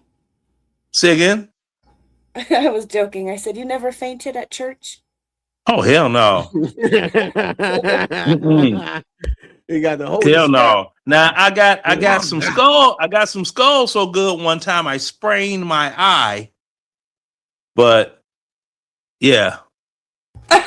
Okay. I'm serious. I had to wear an eye patch and stuff because if I was watching a movie and bright flashes of light bothered because I was squinting so hard because it was so extreme. Yeah. That was I think that was in 2006. If I'm not mistaken. Maybe 7. Where are you I don't know. getting your claims from is my question. That's what I'm saying. I'm in a community, right, with immigrants, right, with immigrants, second generation immigrants, and literally all of them are succeed. All of us are succeeding, bro. Like I know the Haitians in Jersey, Haitians in New York, Haitians in Connecticut. You feel me? Haitians in Boston. They all succeeding right now, bro. Like it's majority of them are succeeding. Like we come in here with the bag, bro. Like our parents worked hard for us, and like you know what I mean. We're not.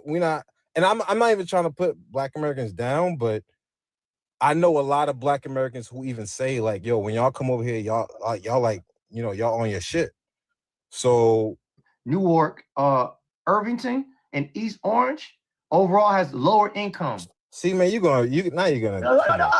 Whoa, Hey, bro, you should listen. the galaxy. Whoa, don't be mad at me.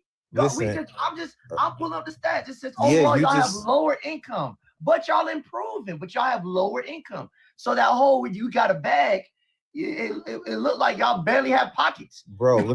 you don't even need a bag because Can you're I- stuck on. You don't need a bag because you're still stuck on pockets, nigga. Yo, It man, says- y'all, it says- yo. Hold on. It says the crime is still higher than New Y'all Jersey. make Black American. It says the crime where most Haitians are in New Jersey, the crime is higher than the average New Jersey crime. It says violent crime rate was reported around 551 per 100,000 residents, significantly above the state's average. The fuck is Big Grass, Bro, what the fuck is your problem? Can I respond to that? Hold on. Why the fuck are you lying? So Can I respond to that, bro? Can I respond to that? All right. So you just gave me two cities. Some parts, I'm not done. Some parts struggle with poverty, aging infrastructure. Y'all not catching up to shit. And then Newark, overall big cities with mixed neighborhoods, pros, larger city, New Jersey, major Haitian businesses, church and culture. Cons, some neighborhoods still have a high crime and poverty rate. Why y'all commit so much Bro, crime? If you see a black What doc, the like, fuck? look, Hold listen. on. I'm not done yet. Reality. Okay, hey, check this out. When it comes to New Jersey has the highest property tax of any state in the United States, and they have the brokest Wakandans known to man. And that is a fact. And anytime somebody of his persuasion comes with that talk, you could basically say, well, prove that you have a 700 or better FICO score or credit score, because on average, most of them don't. They don't. In the 620s or 30s at best. Yeah. But then, of course, you're going to get pushed back. Well, that don't mean nothing, because, see, if I got the money to buy, see, there we go. There you go. Ask them to show you a passport. That's a good one. Hold up the passport. Can you show one of these? That don't mean shit. Oh, really? Okay. Latino has done that actually on stream, held up his passport. I know he's done that. Me, I'm I massacre people with a FICO score. I'm the FICO score massacre, because some of them actually think 700 is a good credit score. I'm like, oh, well, let me go on my bank account. Click, look at that. 801. I got 1 point to spare. If you don't get your hands off my credit score, man, Latino, you're supposed to have laughed at that. I got to brush up my jokes now. He was probably laughing. He might be muted. Sometimes he has to let his dog out, or one of his daughters. Okay. To him. I'm gonna wait for him to come back. Yeah. Just hold Yeah, that thought. they can't ever get to Okay. an Hey, are you back? level credit score. Yeah. Are you back yet? Yeah. Okay. If you don't get your hands off my credit score, he still didn't laugh. See, I'm He losing was my laughing. I comedic. could hear him. I didn't hear him. I'm losing my comedic appeal. Maybe you need headphones. Damn, I'm losing my comedic appeal. That hurts my soul. I may have to ban myself from YouTube. Check this shit out. Check this out. Let me see. Even in the Bahamas, bro, they getting deported from everywhere in the Bahamas. Bro.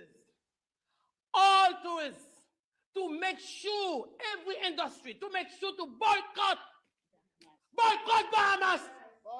God damn. She wants to Angry boycott ass. the Bahamas because the Bahamas, right?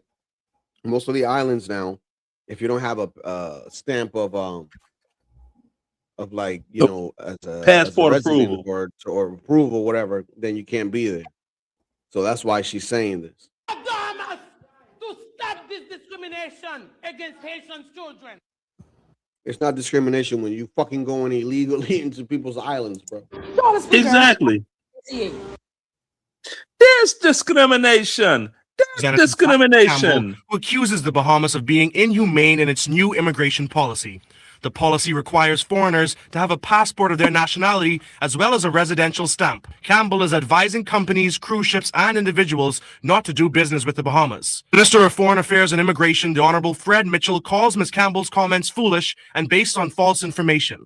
We have known for some time that she was about to make some statement or press conference because it's been widely promoted in the social media. So our diplomats in Florida were authorized to reach out to her office to disabuse her of any notions with regard to this.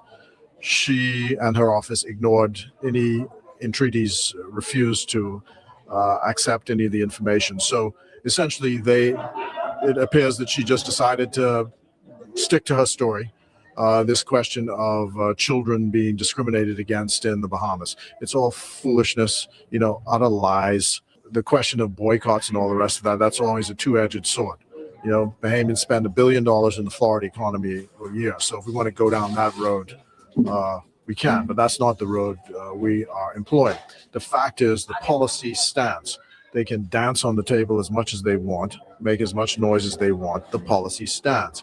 In a statement posted on her Facebook page, Representative Campbell claimed to have seen pictures of children being handcuffed. However, there is no evidence that children were in fact handcuffed. ZNS News will continue to follow this story. Bahamians are still outraged over Daphne Campbell's recent comments surrounding the execution of the Bahamas' new immigration policy, and she's calling for cruise ships to boycott the Bahamas as a result. Well, our news team spoke with a number of people today who talked about their initial reaction after seeing the video clip of her press conference for the first time. A number of them said they had to watch the video at least twice before because they couldn't believe what they'd heard. It's disgraceful. It's unthankful. They are just not right. This country, the Bahamas, has done too much for the Haitians. And that's the reason why they're here up until today. We did so much for the Haitians. Where we could have bought lawnmowers and cut our own grass because we tried to empower them, we give them the businesses. Okay, and to hear that lady get up on the radio and try to stop business from coming into to this Bahamas, it's disgraceful. Now, there's no discrimination against Haitian children. The Haitians ran out the house or around the surroundings and left their children. If anything, they should be prosecuted. The parents should be prosecuted. Mr. Stafford, you know what she's talking about.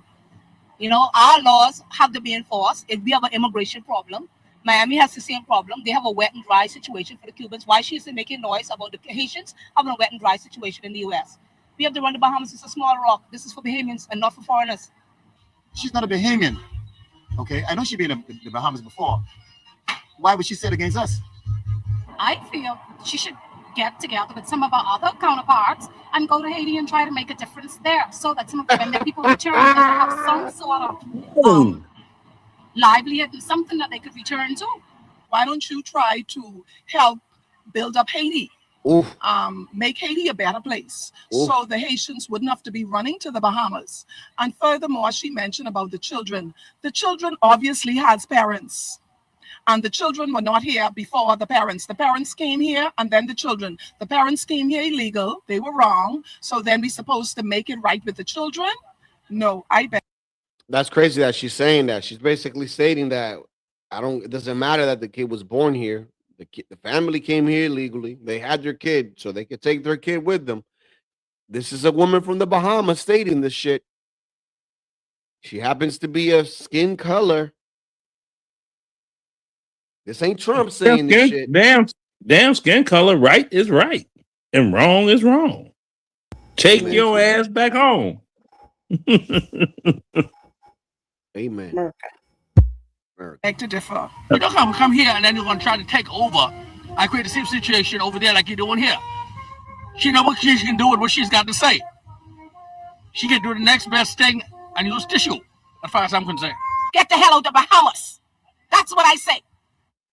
Well, Prime Minister Christie is standing behind the immigration policy of the Bahamas. He said a recent meeting with Haitian pastors revealed their support in ensuring the policy is enforced and Haitians go to the embassy to get their passports. Mr. Christie pointed out that there are many Bahamians with other nationalities mixed in their blood, and the aim is to treat everyone fairly. Mr. Christie says he spoke with the Haitian president to inform him that the immigration policy stands. The Prime Minister also responded to the Florida lawmaker Daphne Campbell of Haitian descent, who publicly asked for people to boycott the Bahamas. We must be relentless in protecting, but we must never lose sight of how we govern and how the world will look at us. So when this lady talks absolute nonsense about boycotting the Bahamas, absolute nonsense about boycotting the Bahamas, all she is doing is feeding resentment and response. Not progressive. The same as when the Cubans say boycott. Same thing. Oh, he said that lady talking nonsense. Yeah, I'm like this. It's a goo-gaw bunch of them in the United States. They were allowed to come here when that earthquake occurred. Yep. They were under protection and they could have applied for their citizenship and came naturalized citizenship or citizens of the United States. Correct. Yep. I know a number of said individuals that I met while serving in the military that did the same thing. They were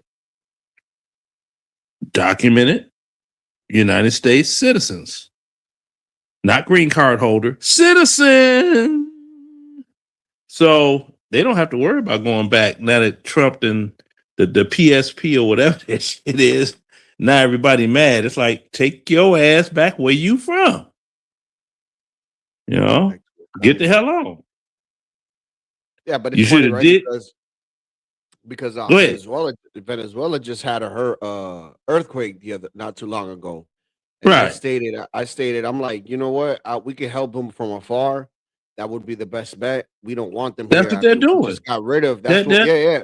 But listen, They're not letting them come here. They just kicked them out of here. I know that, Leonard. What did I say, Latino? I What know, did but I can say? I get it? Can I get to the point?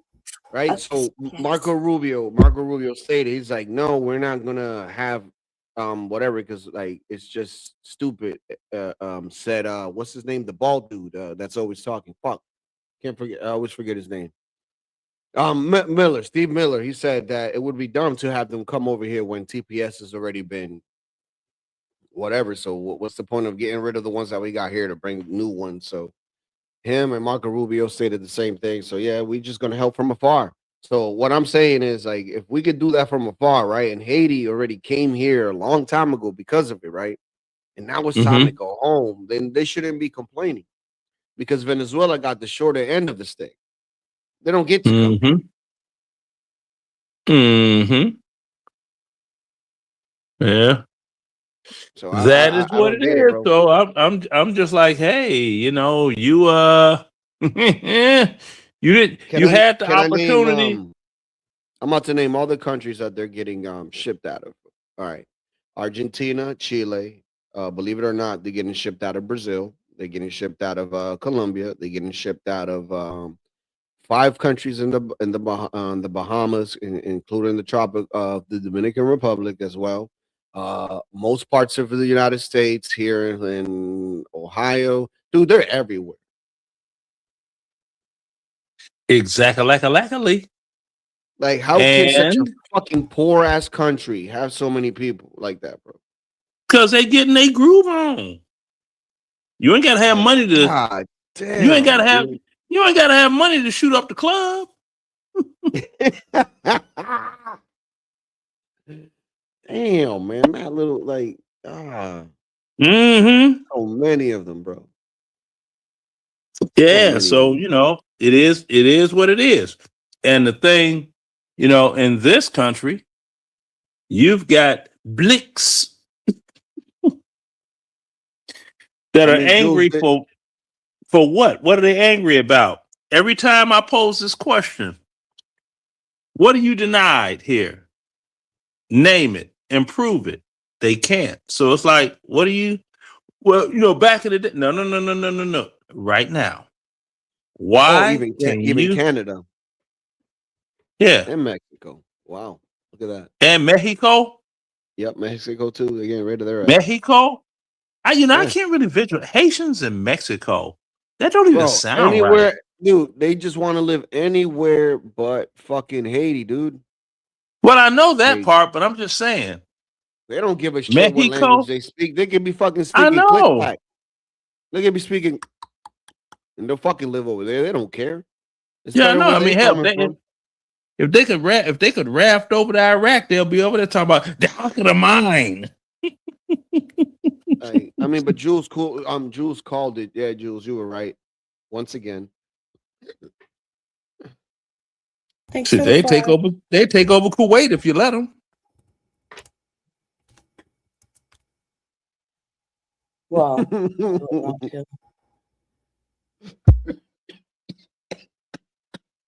preventing Haitians from traveling to the Turks and Caicos. More illegal Haitians were caught in the Atlantic Ocean trying to make an illegal landing in the Turks and Caicos Islands. Not Kuwait, bro. The civilians say they are tired of the invasion and are on the hunt themselves for illegal Haitians.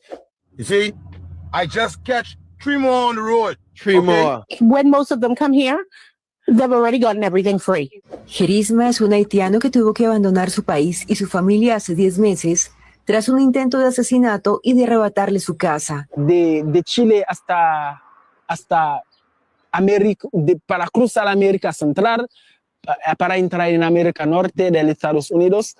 Ellos dicen que vivir acá en Chile sin papel, mejor vivimos en Estados Unidos sin papeles. La nueva ley migratoria que rige desde abril exige documentos imposibles de conseguir para los haitianos. Huge numbers of Haitians are actually leaving. On the U.S.-Mexico border, hundreds of Haitians have discarded their Chilean ID cards. His government has agreed to accept a very small number of third country nationals from the U.S. as long as they are citizens of the 15-member Caribbean community known as CARICOM and are not sexual predators, have no violent backgrounds, and are not Haitians. Stating that since the government is taking criminals and murderers from the U.S., what is wrong with these Haitians staying? Damn, even Jamaicans. Yeah, well, I mean, come on now. All right, now I said Kuwait. Now, come on now, don't y'all be tripping, because Kuwait has got a lot of sand and water, just like Florida. Look, if you look at Kuwait on the map, it is a different shape than Florida, but it's the same concept. Yeah, you're right. I ain't shit. Don't say it. Don't say it, Leonard. You ain't shit. Kuwait, bro. Kuwait. They can go to Bahrain. They can go to Qatar. You know, the UAE. All of that right there. Mm-hmm. All of it is right along the Gulf of the Mine.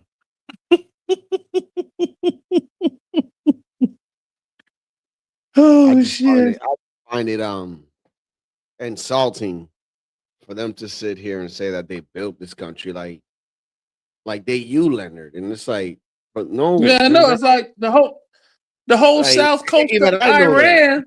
The whole south of Iran is beachfront property. They can go to Iran. Like who they think they are saying that they built this country, like blacks. Like what? I was like, well, what they don't want to tell you is after the Haitian Revolution and the French came to Louisiana and they tried to come, they were automatically made to be slaves. That's what happened to them in Louisiana. They thought they was going to be like my people, free people of color. No, just because you speak the Creole language, you aren't them. No, you came from the island. You all are vicious. Put them chains on, man. Go cut some sugar cane. They made them into slaves. Yeah. And they hate that part when I bring that up. No, it's the truth. That's why you mad. That's why you mad. That's why you mad. You know? Now, if you was a light-skinned Haitian, you could pass. But if you wasn't a light-skinned Haitian, you didn't pass and you got mad.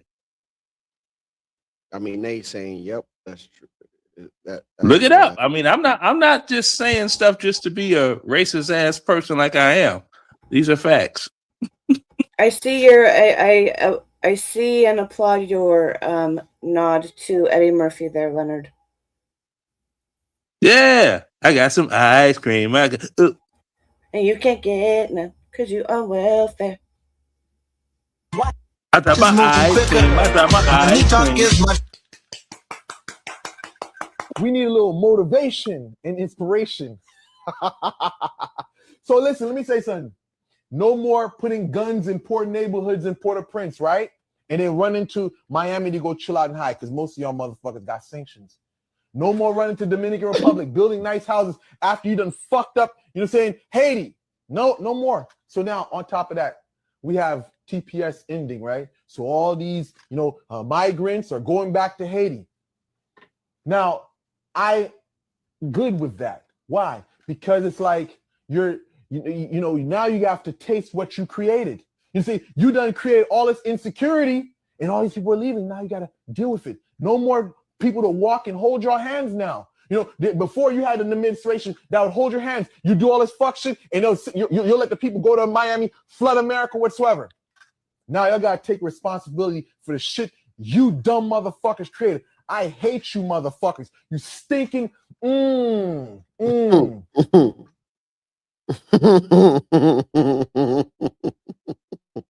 Damn it, damn it, damn it, damn it, damn it. He said, I hate you, motherfucker. Damn it, damn it, damn it. Yeah. See? That's like those Wakandans I grew up around. Every time. And it's like with Louis Farrakhan, I never forget it. It was 1985. And he said to the Blicks, Ronald Reagan is a blessing in disguise to Black America because he's cutting off welfare, which means you'll have to sustain yourself. Get up, get a job. Instead of depending on the taxpayers.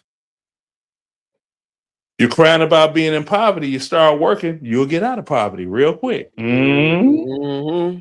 Mm-hmm. Mm-hmm. Mm-hmm. Yeah. Because see, I tell you, with them, whenever you have stuff like that going on and the Wakandans get in trouble, let me see, do I got this angle right? Yeah, there we go. Check this out. If you big screen, I'll show you how good I sleep at night when they got them programs going to eliminate the Wakandans from getting all the taxpayers free goods. You want to big screen it? I got you. Okay.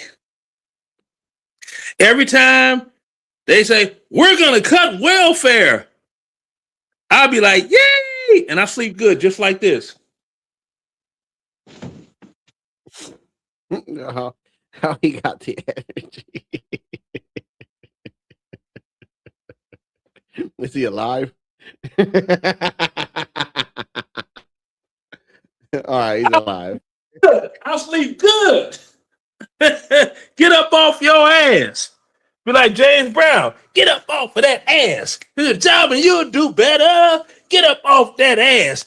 Get some money and hey. This next clip, both of you guys will like because I'm pretty sure, Jules, are you a Lauryn Hill fan? I mean, back in the day, I can't say like I kept up with the career. I mean, I like a couple songs. How's that? All right, cool. So Like people this idiot here has to say, right? She thinks that Lauryn Hill is Haitian.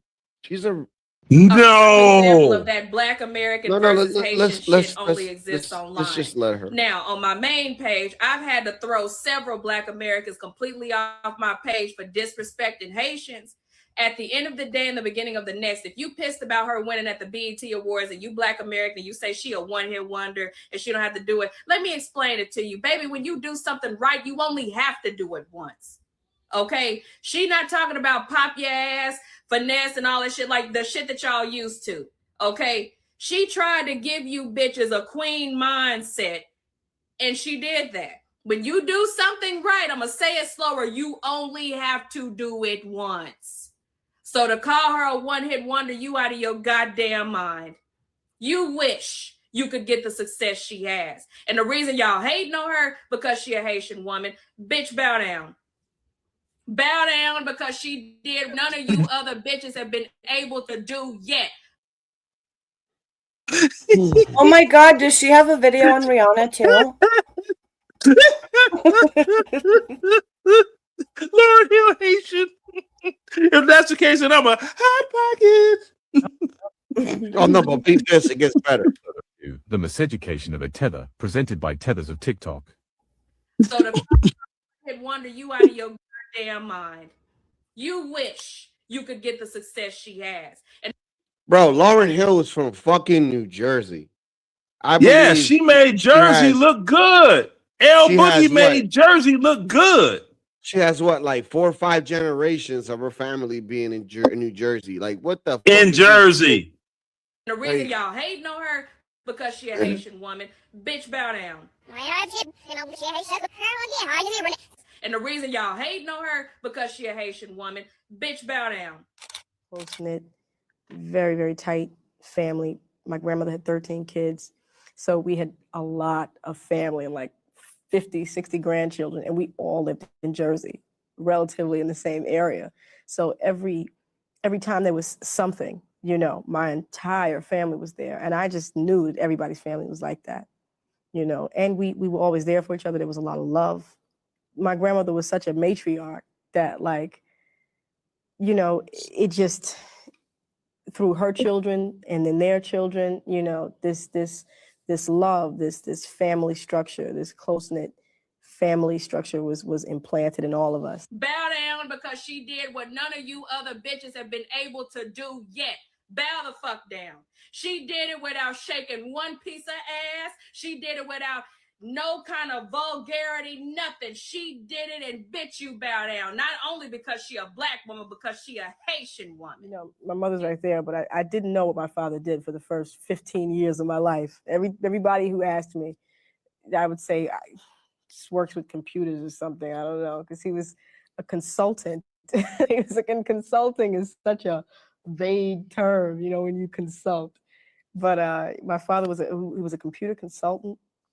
And, you know, only now that I do some consulting sometimes, so I understand exactly what consulting means. But my father was brilliant, and I tell you, because he was just exposed to so much culture, and he exposed us to so much culture. I remember being like, you know, 7 years old, wanting to go to International House of Pancakes on Saturday, and my father takes us to dim sum, you know, which is like a Chinese brunch and like, or Chinese breakfast, and me being like, what is, you know, but really learning and enjoying and appreciating culture, and not just that wasn't just my own from a very young age. What kind of reaction are you expecting when we get there today? I mean, I heard that they've really put the word out that you guys are coming in. Wyclef is like the prince, you know what I mean? He's like Prince Charles, you know what I mean? It's like royalty. He's like royalty. So, you know, when he comes through, I mean, you're going to see the red carpet. People are going to be throwing things at him, and, you know, and I'll just be a part of that procession. Watch this video of when they went to Haiti. Lauren didn't speak Haitian Creole. They had to translate her words, and only her group members mentioned their family being from there. Why the fuck do I have to do this?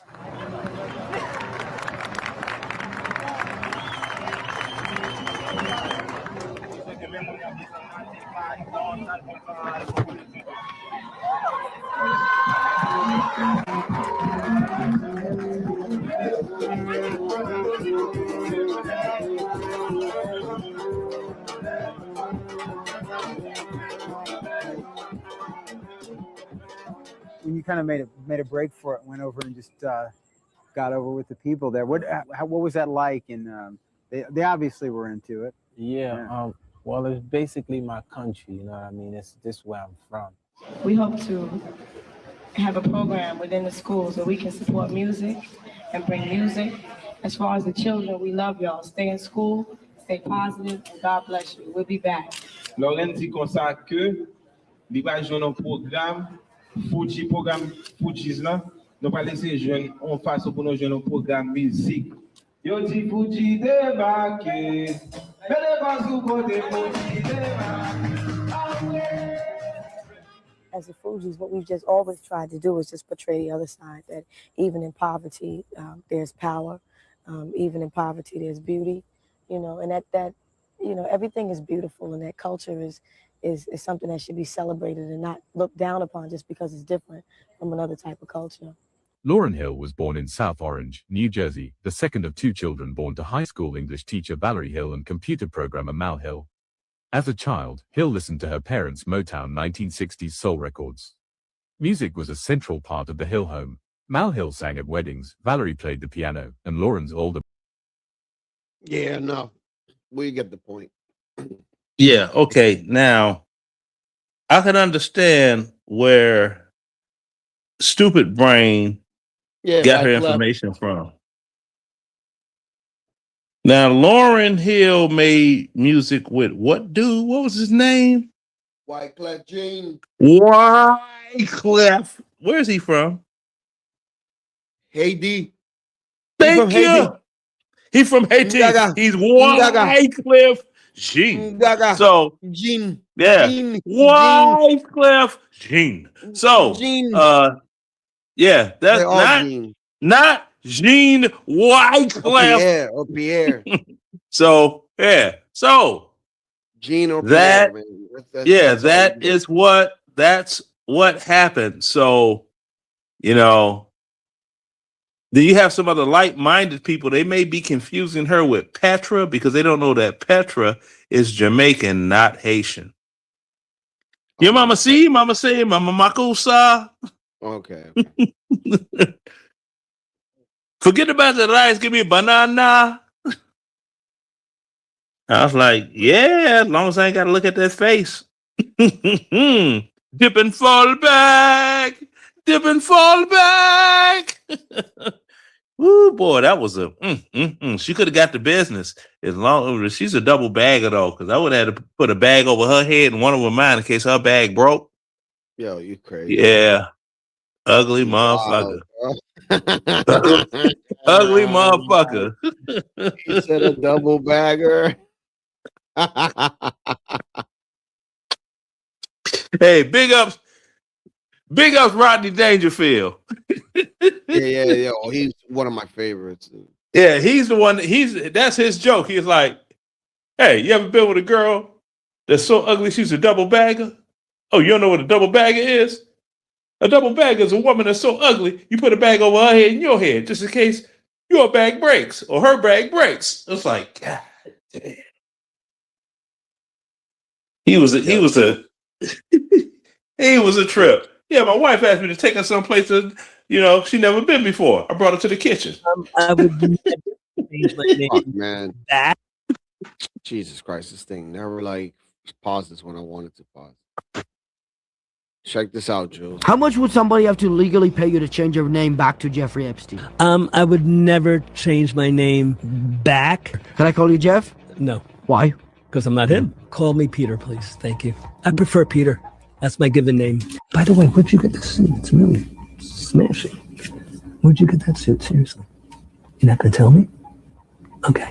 And so, you're not Epstein? Nah, I'm not Epstein. Palm Beach Pete. I had my own life, and we made Palm Beach Pete an outgoing, fun guy. And did you ever meet him? It's like, I'm looking at him in the eyes. You are. I actually have a twin. You do? I do. I have a twin brother. Epstein? Gary. Gary? Yeah.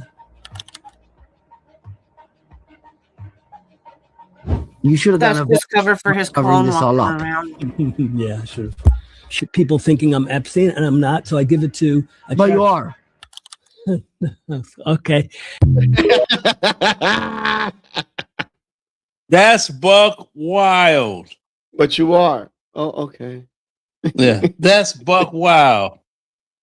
Yeah, that little kid's podcast thing is pretty funny. It's wild. Yeah, that's buck wild. That takes me back to Sean Penn as Spicoli in Fast Times at Ridgemont High. He was hilarious. Dude, where did you get this jacket?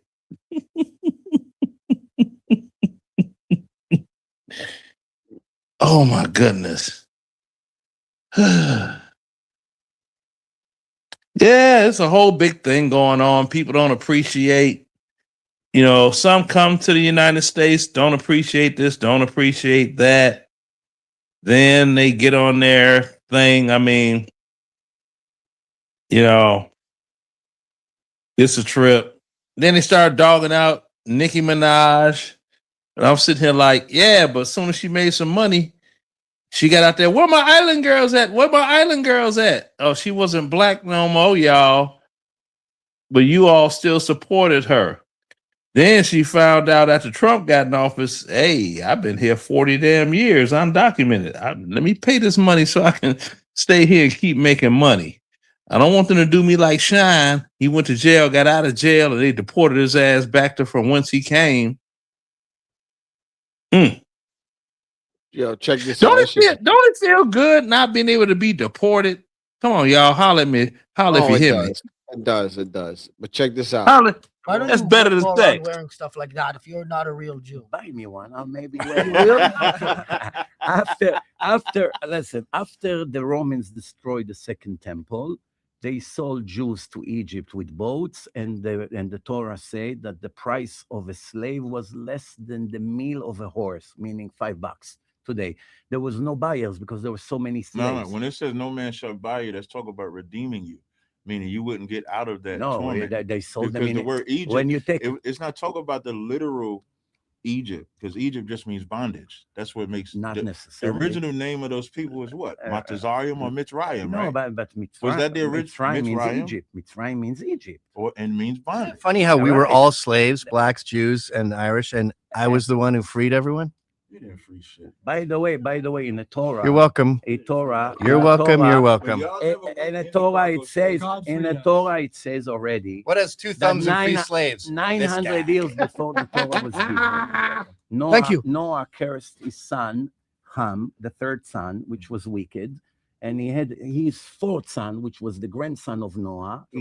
He cursed Canaan, and he cursed him that his children will be slaves. Not that he said no. And true. Ham means Africa. It says it would be Ham means hot.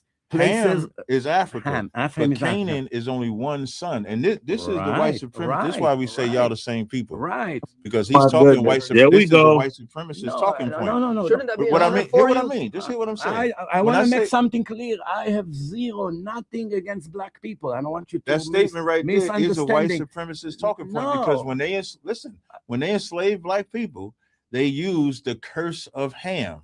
When it was Curse not is the on curse you. of Ham, But it's it written was in the cursed. Torah. It wasn't Ham.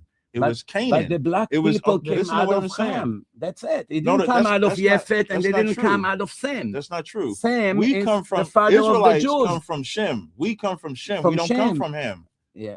We don't come from Ham. All right, but again, Listen, the Arabs come. When y'all take that Shemitic term, you know y'all what? are bastards for stealing it. You know because how, the Arabs are Shemitic, the Yeah. Chinese and Japanese are Shemitic, and we are Shemitic. You know what? But y'all take ownership of that. Yeah. Let me ask you Like a what question. type of When someone hates Arab, yeah. did they call it What type of, anti-Semite? When someone Really? hates an Arab, did you ever hear someone naming favorite them jokes. anti-Semite? I always say, when someone I'm an hates- anti-Semite. when I hate some- Arabs. When someone hates the black people, do you hear anyone who say anti-Semite? That's because y'all stole it. Only when they hate the Jews. Y'all stole it they in the are called- 1800s. Y'all coined the phrase and stole it as the Ashkenazis, which is weird when the We're not Ashkenazis Ashkenazi, we're says that Sephardi, but okay. when I said when the Ashkenazis, when the Ashkenazis stole it, which is weird because Ashkenaz technically is Japhet, but then they say they Jews. Not the Bro, Jews. don't- The Jews were the- scattered Bro. around all No, nations. you're not getting this too. No. The Jews. You can't dress. They're I not know you want to called be like me. This Ashkenazi. how y'all impersonate. I'll let you get the Jews, ring. I'm That's trying it. to become one of those black Jews, man. You know that one. You like that one one, of the right? Yeah. punishments of the Yeah. Jews by Uh-huh. God Uh-huh. is I will scatter you. I among agree. the That's nations. us. Among the nations. That's us. So that's why you have So I'm gonna Ashkenazi ask you a Jews. question. Ashkenaz means Where's Europe. the tribe of Reuben? Europe. Where's the tribe of Reuben? Nobody knows. Where's Levi? Nobody. Where's Levi we Simeon? know. Where's Levi we Simeon? know. We have Where's Levi. Simeon? Where's Gad? Where's Naphtali? 10 lost Where's tribes. Issachar? Yeah, We there only aren't know 10 lost today tribes. They just who won't is, recognize the rest of the Cohen or tribes. Levi It's all the when it rest comes of to us. How the do you tribe know of that? Levi. How do you know that? Because it's father to son. They have the last name. No, Levi, no, Levi, no. Levi, That's just Levi. some shit you made up, though. What? You just said it. That's why y'all banned DNA testing out there, which I don't agree with it. DNA But the doesn't reason prove why anything. y'all banned DNA DNA testing doesn't prove if you're because Jewish y'all or wouldn't not. have no connection to the Levant region. In the meantime, and the you one know it. that still Yes, it identity is. is you, not us. You pause that. Pause that real quick. Pause that. Okay. You know, the first wait, I gotta say something real quick. The Go, first please, time please. Yeah, go ahead. the first person that had all people with blue eyes have a single common ancestor that originated in the Levant, the Black Sea area back in the day. They weren't necessarily totally white. They might have had some brown, more, Arab brown kind of skin. But I'm just saying that, you have no connection. Well, all the people with blue eyes sure do, which is also a lot of white people. Go ahead, Leonard. Yeah, well, that doggone big ass Wakandan in the red shirt with the 6-point star, I bet he's got DNA connections to some inmates. I bet he got DNA connections to some inmates. You get all of these doggone, there's always these broke ones, these big, black, broke, purple Power Ranger dressing clowns with these 6-point star jewelry and medallions and all that hate America and anything that encompasses it, learn something new that makes them feel good for their personal hate because they're failures in this great country of ours, and they doggone regurgitate it all over. One last statement. Anybody notice you only see those characters in the poor ghettos of the United States. When the last time you've been to a nice middle class neighborhood and you saw Hebrew black Israelites with their posters and their bullhorns screaming at white people? Case closed.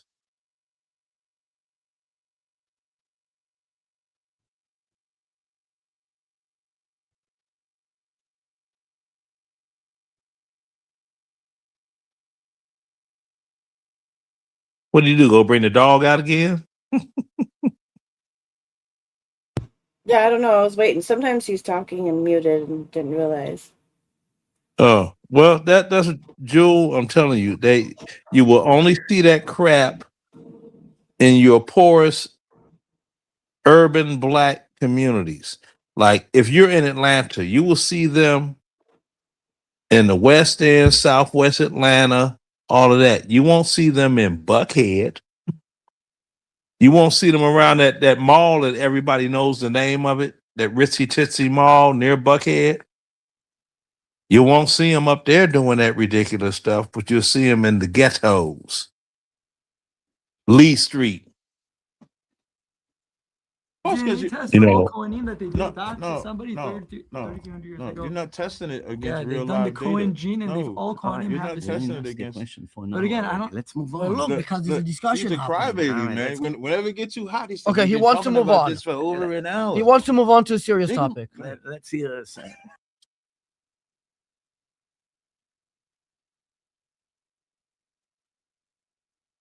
I got another one.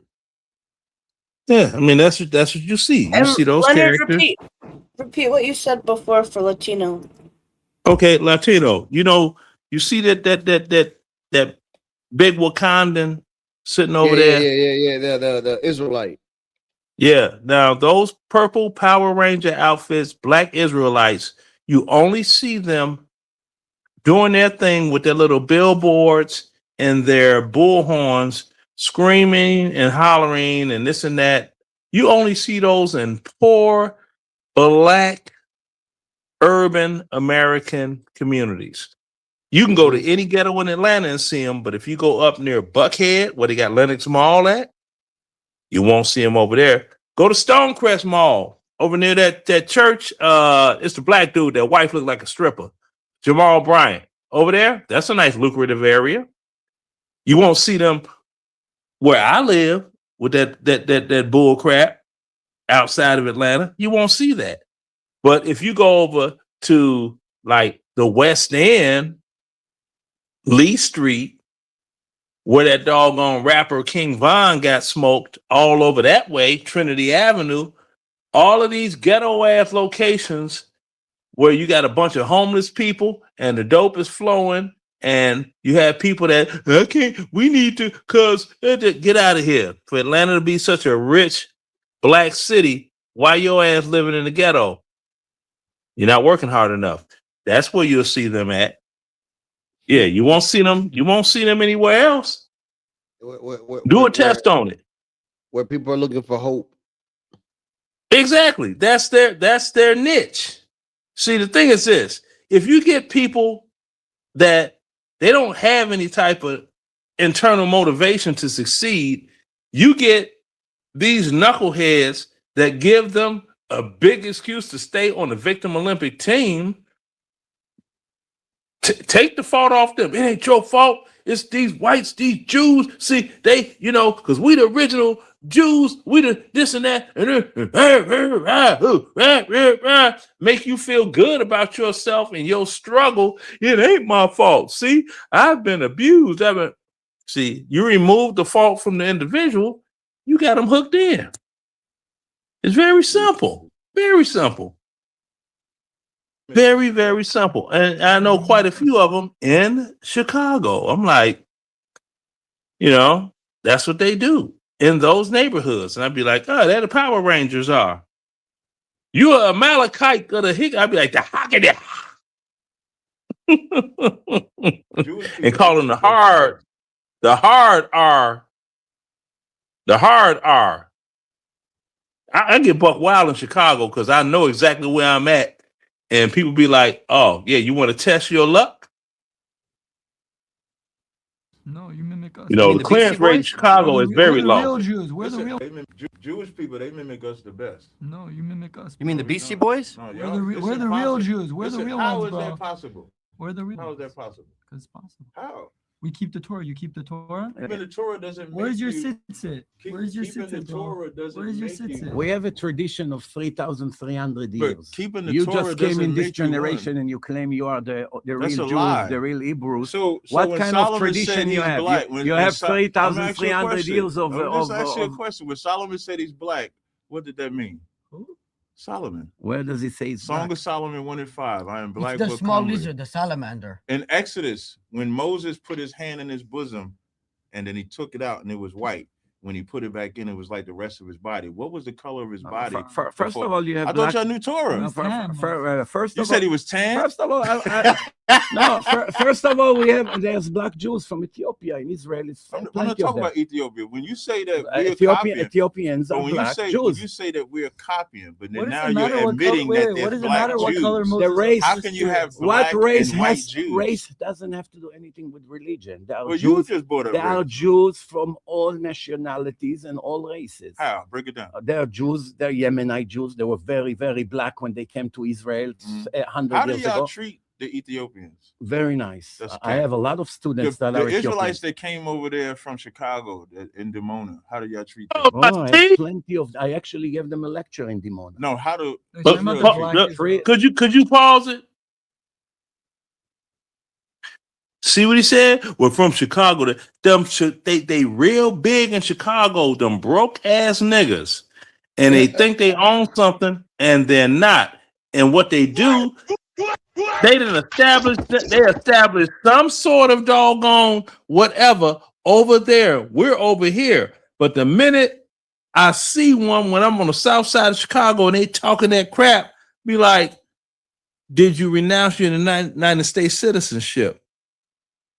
Well, I don't have a citizenship, but yes, you do. You're a United States citizen. How did you get a passport to go over there then? Stop lying. Renounce your citizenship and stay. Do not come back to my country. See, I let them have it. And I'll be giving a damn. So I'm like, hey, you touch me, that's all right. You touch me, you're going to get touched. You know how I go down in Georgia, not in Georgia, in Chicago. See, people think it's a gang situation in Chicago. It's not. What's going on is somebody's family member did something to somebody's family member. Somebody other family member retaliated on them. It's families retaliating on each other. It's not so much a gang thing. It's not so much a gang thing. See? It's retaliation. You know, like Hatfields and McCoy. So it's like, buck up, nigga, buck up. You better get me, or I'm gonna get you. You know, get your life right with God, because you're finna meet Jesus fucking with me. Or I'm gonna meet him. One of us, we finna go have a drink. Yeah, Chicago folk, they fucked up. Oh yeah, they are. Fantastic. They love. I know. They love Israel. They love Israel. Nobody forced them to stay in Israel. I just don't. They love it. I was in Ashkelon. I went to where Sodom and Gomorrah. He was in Ashkelon and shit, yo. Yeah, I was in. Shut up, man. I went to the Dead Sea. I went over there. Telerad. He just said King David is buried, which I think that's he said I was in only a Ashkelon white and man shit. would keep David as a tourist attraction, but Buddy, you in think you lying caught about me? it, because I bet if we lifted up the coffin, David's not in the coffin. They're just telling you that that's David. But yeah, I visited Israel. So these are not real Jews. No, they're impossible. Oh yeah. Do you light fire on the Sabbath? The only motherfucking pig I eat is police. When you say light fire on the Sabbath, can we turn the heat on the Sabbath? Well, we're not So, turning or the do we heat gotta on the freeze? Sabbath. Do we freeze on the Sabbath? No, we put it with So the why you time, ask with the me such a timer. stupid- We don't why touch you it ask on me the Sabbath. such a stupid Do question? you light the fire on the Sabbath? I ask you. If it's cold and that fire goes out, the fire is But getting it's lit on written, the Sabbath. it's written in the book of God, which you're not denying. Exodus It's the book 34 of God. chapter. You should not create any You should fire not on a kindle Sabbath. fire. Who now? So- you know what it means? And to you know kindle a what's the fire? punishment for that? Wait, hold up, wait. For let's for walk lighting it. fire on the Sabbath? Do you know what it means to kindle a fire? Break that Light down. a Kindle fire. a fire. No, don't say light. לא It says תבערו kindle. אש When you בכל read about a fire in a מושבותיכם. digital Take a book. match. If Say I again? take a lighter and flick that lighter, I didn't kindle a fire. You don't. But Bro, to kindle a fire, the I- work I that have it the took best- to kindle a okay, fire I'll is prove where different. the You real- want to I- teach I- us how to speak I would Hebrew? absolutely teach you. Teach us But how no, to no, speak no. I'm Hebrew? not a Hebrew expert. I would All never right, so profess here to you be a go. Hebrew So expert. it said, so it I said, can read it. so it No, say, no, no. yeah, Yeah, it I say, can read לא, it. it say, But לא, speaking, listen, I will tell it to you what it say. לא תבערו אש בכל מושבותיכם Right. ביום השבת. Do not kindle, light no, any kindle. fire in every place you Right. live on the Sabbath. I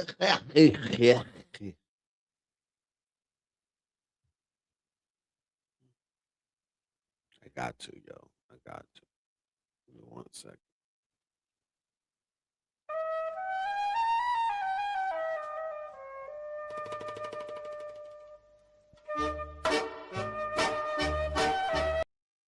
All right, but it's not about them. We gotta go back to this whole FBA thing, man. Unfortunately, Leonard, they said they built America, but the Haitians were never here, bro, like that. That's like Dominicans saying that, we taking credit Yeah, for the shit y'all did. yeah, that's the thing. Back to when you talk back to the FBA with the Haitian thing. Okay, they came here. Their mass numbers came after that revolution they had on the island, and they were brought back here. Were brought to the United States, or some traveled and ran to the United States, figuring they was going to be all right in Louisiana. Okay. All you have to do is just look at where you have a mass predominant Haitian population. You have the Haitians in Florida, Miami, Little Haiti, tried to separate themselves from those in Little Haiti. They moved to Atlanta. Other than that, you have the ones in New York. They're always near water. They're water people. Haitians in Chicago.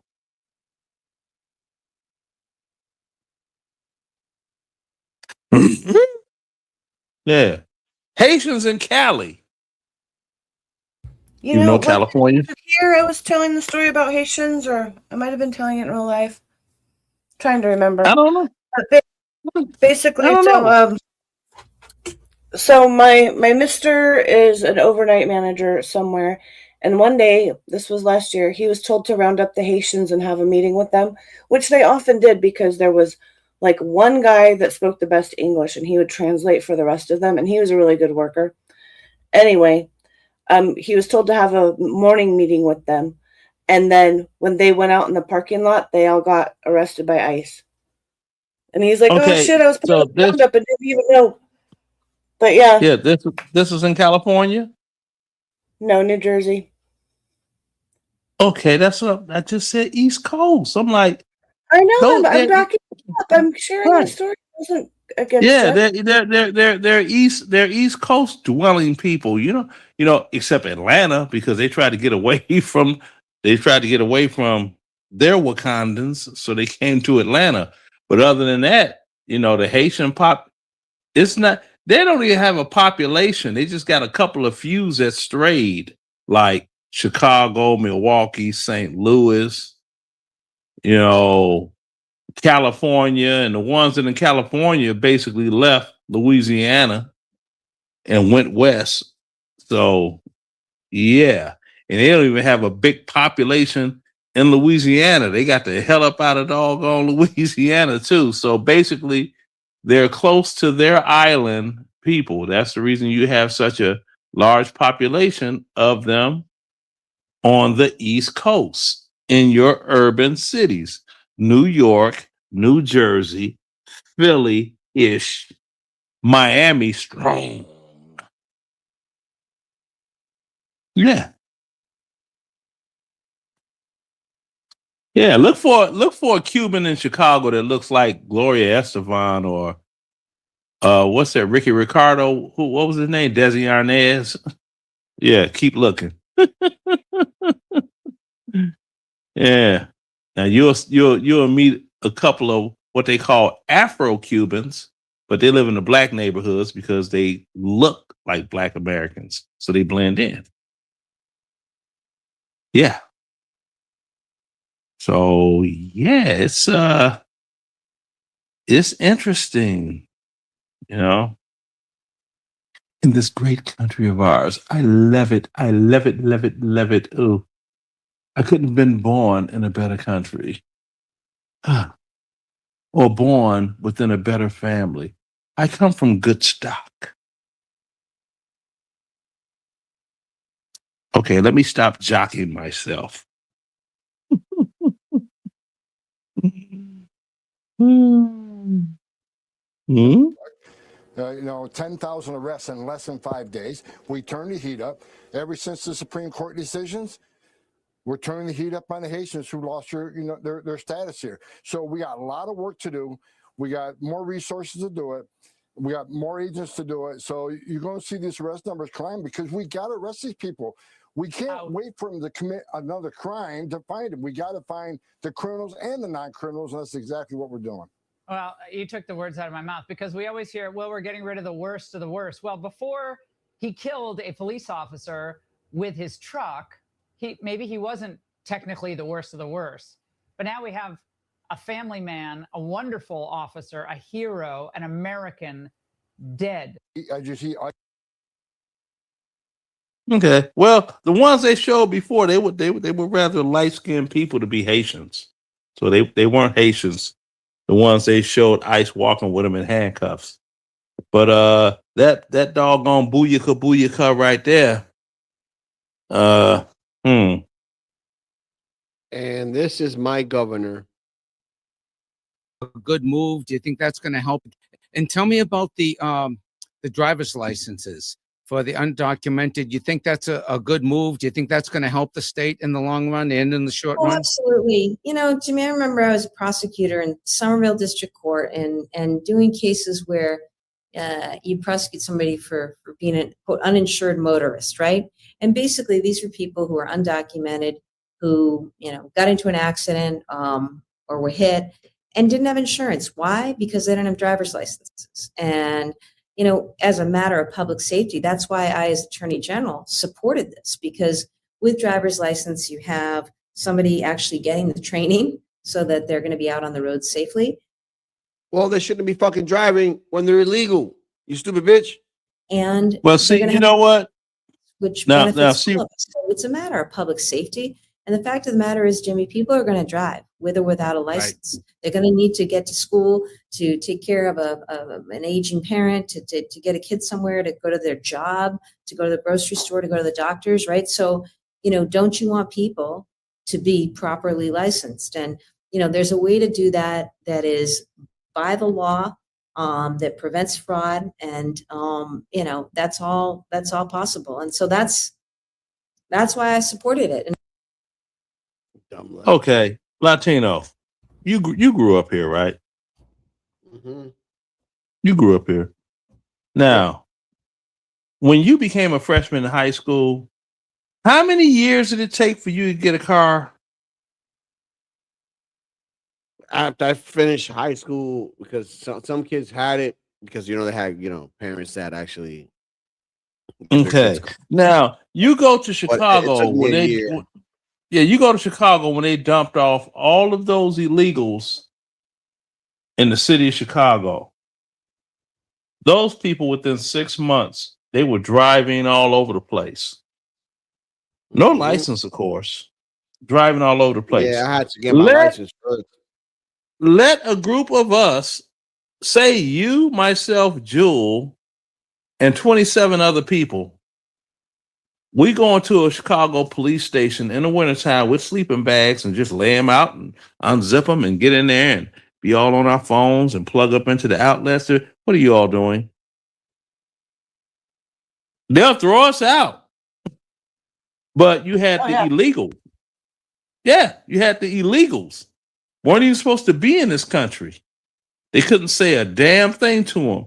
And they're taking up all the space. And the people could not go and file doggone whatever report because the police don't come out for certain things in Chicago. Where there's a lot of things. They won't show up.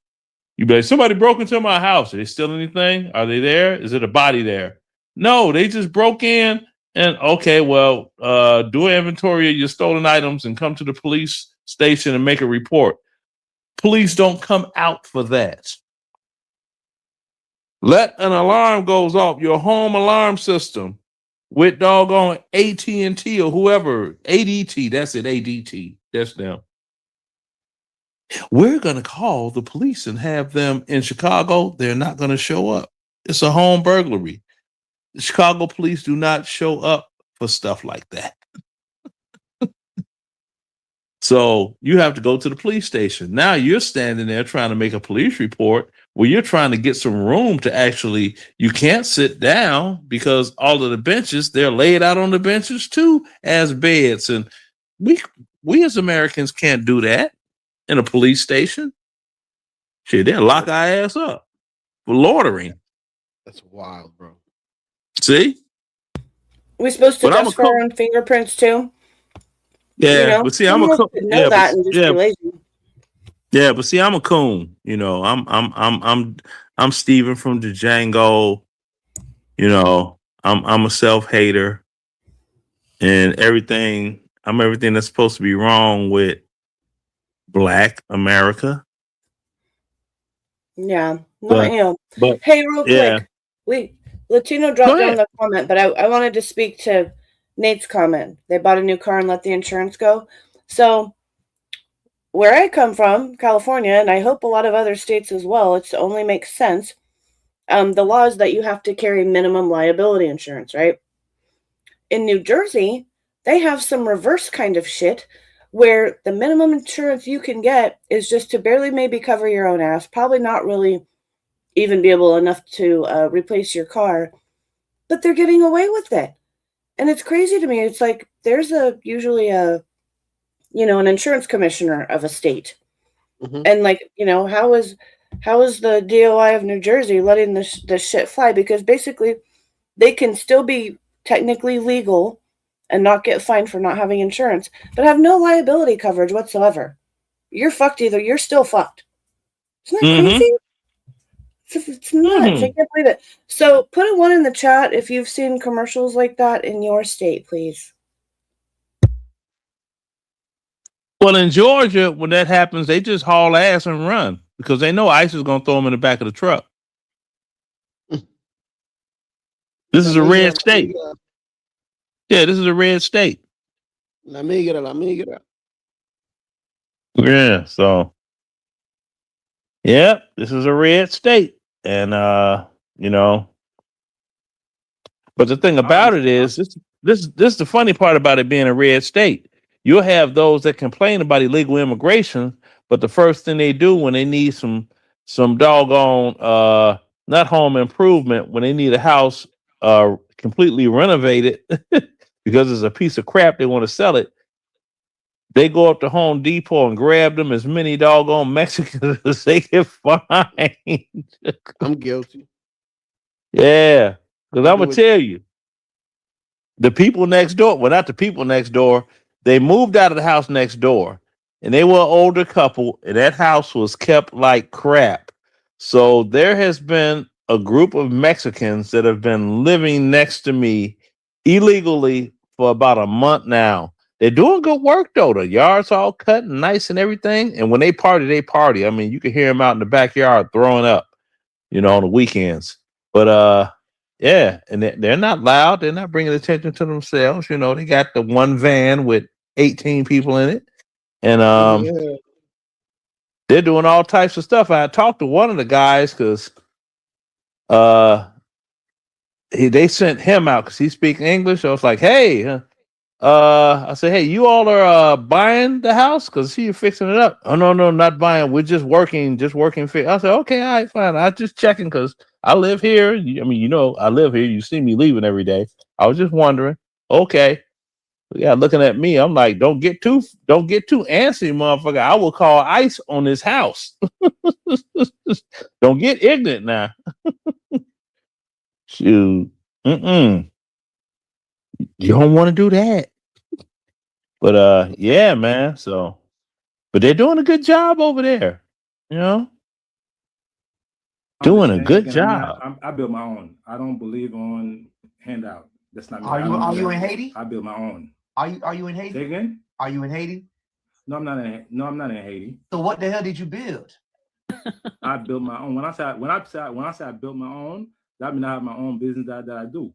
That's what I do. You talking about the business? I do not Wait. Are you talking about the business that you're only here to do business because Black Americans fought for you to be here in 1965? But is that the business that you're talking about that you're able to even have today? Because I just think that you're just trying to take the credit for your ancestors, and you haven't done anything yourself. My mom is my ancestor. I get it all down. See, they don't understand how building. They don't understand how building works. They don't understand the time that it takes. They think things are supposed to happen right now, which is crazy because if things happen like that, why the fuck Haiti still ain't got no toilets over there? If things are supposed to happen like this. So when they say we're not building, Black Americans never stopped building.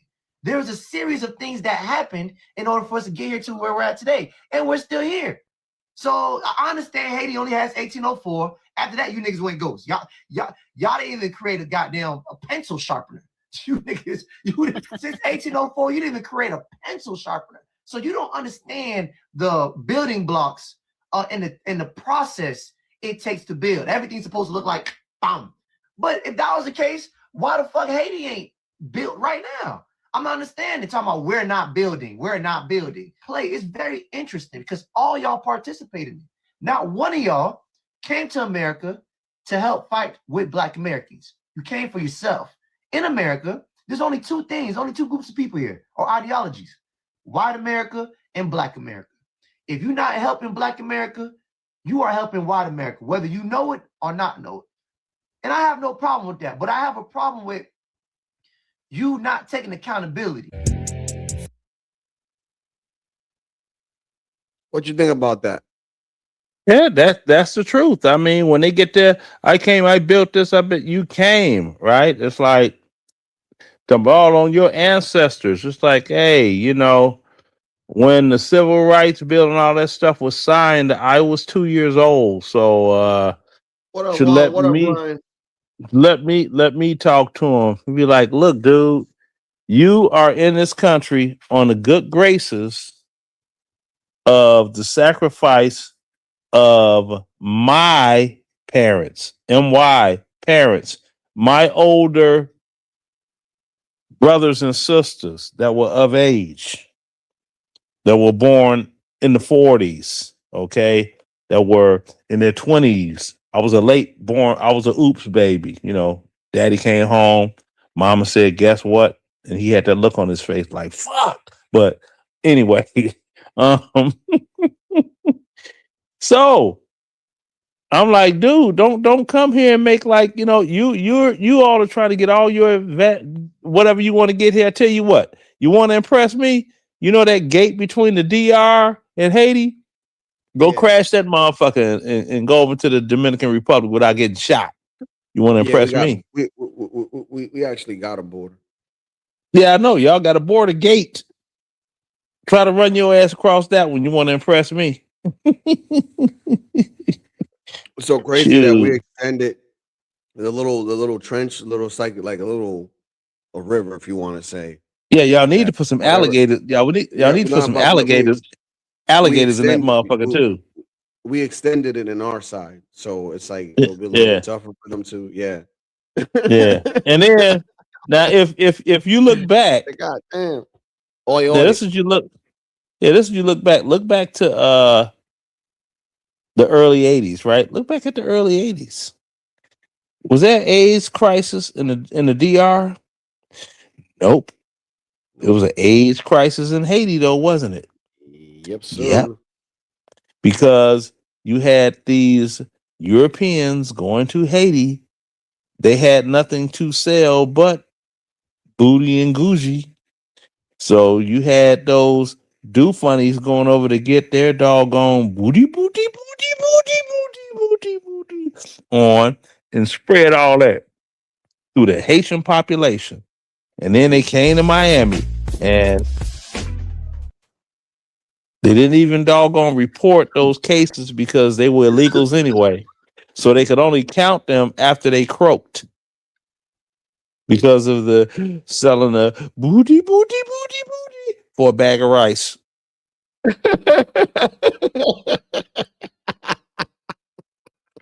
I mean, stop me when I lie. Yeah, for a bag of rice. The bag of rice is wild. Stop me when I stop. Hey, stop me when I lie. They're selling booty for a bag of rice. Not a bag of rice. Not a bag of rice. Yes, a bag of rice. True story for the booty. Yeah, bro. Oh man. Oh, I'm gonna Google that. Were Haitians selling booty for bags of rice? With the little like being black with a Caribbean descent, Caribbean heritage, like you're Haitian, Jamaican, African, etc. Like being black is already a flex. Being African American, just plain on black, not mixed with anything is already flex. But having a Caribbean descent, like a Caribbean background, that's tea. that's tether. I mean, it's all right. I don't mind being a tether. Okay, check this out. Fine with that. As long as I'm not black or white, like I'm fine with that. Like if that means Hey. that that's another way of saying Caribbean people or something or outsiders, fine. Well, I guess I'm here you okay go. with that. Haiti, food for sex. The source, World Relief. Okay, young Haitians are growing increasingly desperate as food prices soar. Facing chronic hunger, many teenage girls are offering sex in return for food. In the poorest nation outside of Africa, it is not usual for vulnerable girls, young as 14, to sell their bodies for food, clothes, and shelter. And it's not just the girls because the AIDS went through there because the little boys were on the booty. And I'm scrolling down. That's That's so sad. It's really sad because it really means they can't go get a job at the grocery store. They can't work at the ice There cream are shop. no jobs. That's what I'm saying. That's what I'm saying. Yeah. And people squander those opportunities that they have here. At least know, look, Jules was rather right. than- We're talking about opportunities and stuff. And once upon a time, we were even trying. Please look at this man. We were trying. Oh, wait a minute. We were Get him trying back on the road. here in America. Get him some hot Cheetos and some Swishers. Enough money for some weed. Better nation, we were trying. Make him a regular person. But it's not like he has to suck dick for a laptop. I'm putting money on his plate so he can give his booty for a laptop. Yeah, but you got to do a show with that one. Remember, he said there has never been a civilization on Earth that lasted longer than 250 years. Right now, we're 250 years and how many days now? So you have to do that show. I would do it if I live stream, but you have to do that show because we're still here. We're still here, and we're not selling booty or a bag of rice. You can't argue with people like that, dude. Like it's just. I know. Yeah, and that's the thing. Have you ever seen those videos with the passport bros that go to Cuba? Yeah. And the favors they get from the Cuban women for a bag of rice, or they'll go, she's got a business, her and someone else, and they're cooking items and whatever, and he gets the hot for her, and he's like, hey, I got $10. I got $10. You want to go in the back room for a little while? And they'll take that $10 because that $10 just paid them, about a 90-minute salary for a 20-minute nut. And that's how it goes down. Introducing the one, the only, the Laugh Out Laugh Plush Pal Ticklish Tether. I love Bush Beat. Pull the tether and hear silly Oh, say- hell no. That's great. Ticklish Tether. Pull the string, start the giggles. Ticklish Tether is fun for all ages. I want some egusi soup, nigga. Pull the tether string and enjoy hours of laugh attacks that will keep you in stitches. You FBI are jealous of my success, nigga. Ticklish Tether. Fake degrees and musty t-shirts sold separately. Fake degree and musty t-shirt sold. Is that on YouTube? I need that. Oh God.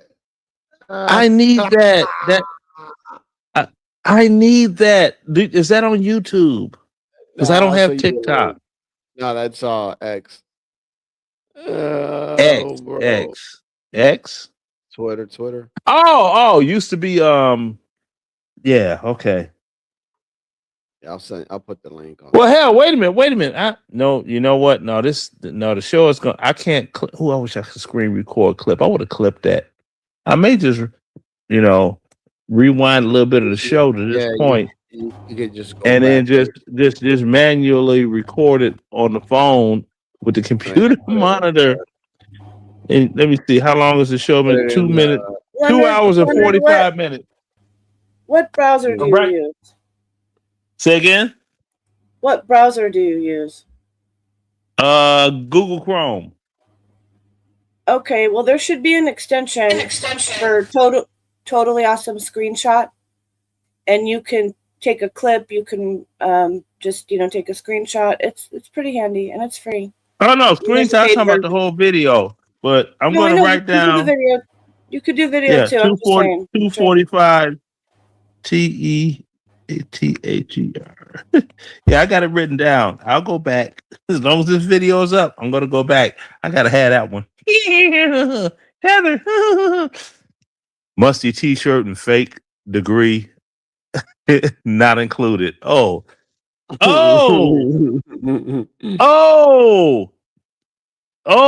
a YouTuber that I would hit with that and be like, is this you, Mr. HBCU?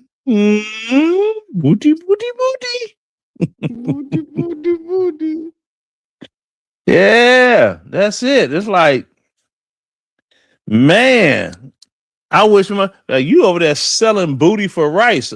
I got a grandson that likes red beans, but he don't like the beans going in the red beans. He just like the flavor of it on rice. He don't have to sell booty. Oh my goodness.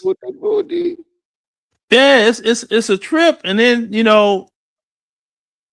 these people, they come to the greatest country on earth and they assume if they try to get a snooty attitude, it's going to get them further. And it's like, no, it's not. And then you have all of the blicks that are here. And it's like, look, it doesn't matter. Okay. The only difference between Latino and myself is they'll be like, I'm black, and they'll look at him, they'll say, he's a nigga with good hair.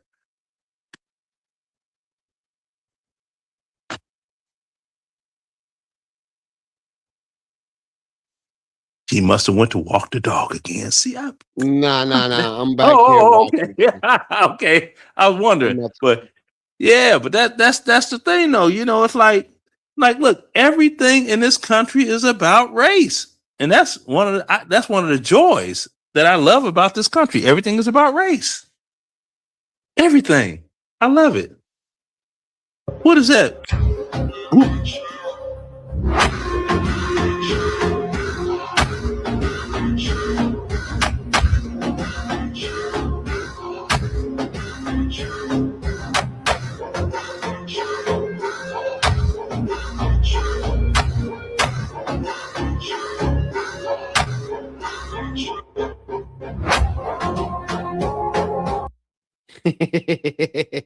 The hell, man?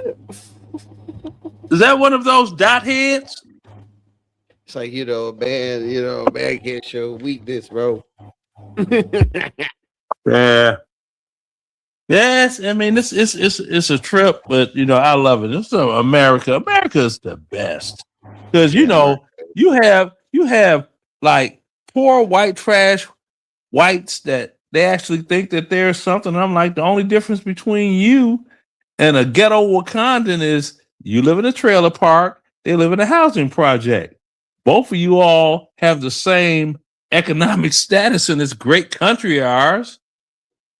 First, you blame the blacks for taking the jobs. Now you blame the doggone immigrants for taking the jobs. Who's to blame for you not getting a job?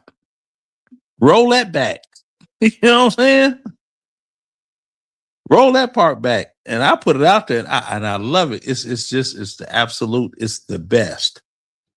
But the one thing that I'll give those people above blacks is they do not say Bill Gates or Jeff Bezos need to come back and give back to the community. Wakanda's always begging. Man, Michael Jordan, he should do something for the hood. Michael Jordan is not from Chicago. Why should he do anything for the doggone them poor downtrodden chillins? Kill this water. Yeah. Them poor downtrodden chillins in Chicago. Why should he be doing something for them? Why they didn't say that for Oprah? Oprah made her doggone thing in Chicago. She opened up a whole school for girls in Africa, but that was to traffic them girls. We already know that. So, alleged. So it makes you teary. Why? Help us understand. Why is it so impactful to you? Sebastian Krauss never imagined his trip to America would be so emotional. Yeah. No, you're human. Happy tears. Yeah. In just a few weeks being here, I fall in love with this country, and this was so emotional. I even cried in the stadium. It's a huge departure from what he was expecting before traveling to follow the German soccer team in its World Cup run. To be that's honest, a Stuttgart shirt. Scared or had the fear to travel to the United States. News about shootings and criminals and that the country is not safe. Bob takes us home. It's great. America is great. Sebastian met a group of strangers who offered him a ride to his hotel. What is the best city? Boston. That's Bob Sears and his family. Shout out to who shared a group of Germans Boston. that Boston is warmer than some might believe. Bob, thank you. Love USA. Enjoy your time in the U.S. To me, I watched the video by myself maybe 40 times. I had tears in my eyes. Sebastian was more upset about the prospect of leaving America than Germany being eliminated from the tournament. That kindness he experienced is also what many locals and transplants have lived as well. I loved living here. I thought the people were always so kind. People here are very polite. The World Cup just made it easier for folks to see. I certainly talk to a lot more strangers than I normally do. And you think it's because of the World Cup? I do. Americans are not rude, Germans are not rude. If we are together, we can achieve great things. Sebastian's going to be sticking around for a little longer. He's going to spend the 4th of July in Washington, D.C. Then he goes back home to Germany to his family and friends.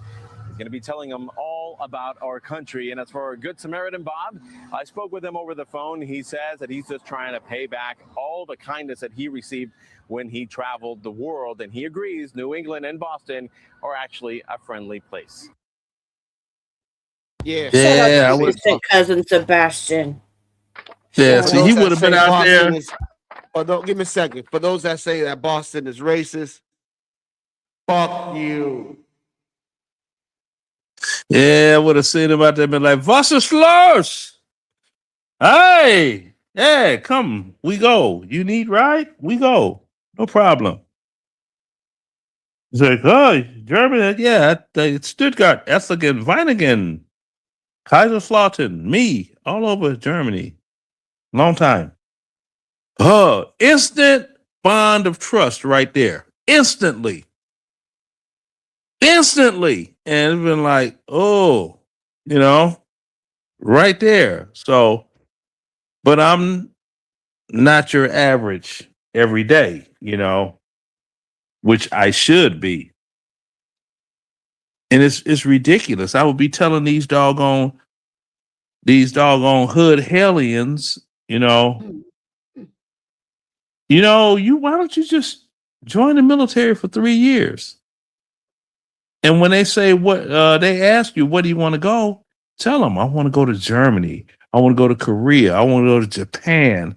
I want to go someplace else on planet Earth for free and get a paycheck and learn the culture of another civilization. And have a It'll whole bunch broaden of your babies horizons. while at it. Trust me, the world is not a ghetto, despite that song. The world is a ghetto. Dun, dun, dun. That 70s song.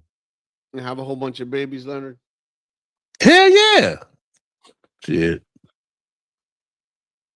Because Europe, I'm gonna tell you, in Europe, they're not trying to come to the United States. The European, when I was over there, the European women, they wanted the men there, and they were giving up so lovely, like, I mean, and it was good.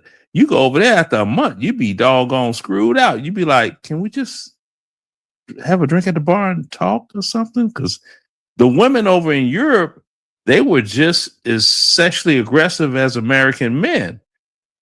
We're not used to that. And then you be like, I got to get up tomorrow.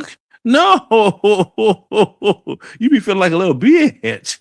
Trust me, that was me. Jules, are you all right, Jules? You over there?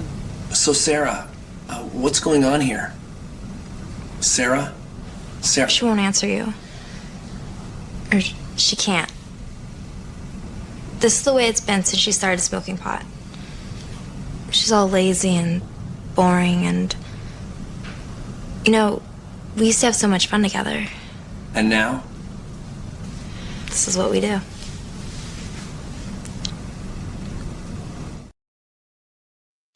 That's Jules right now.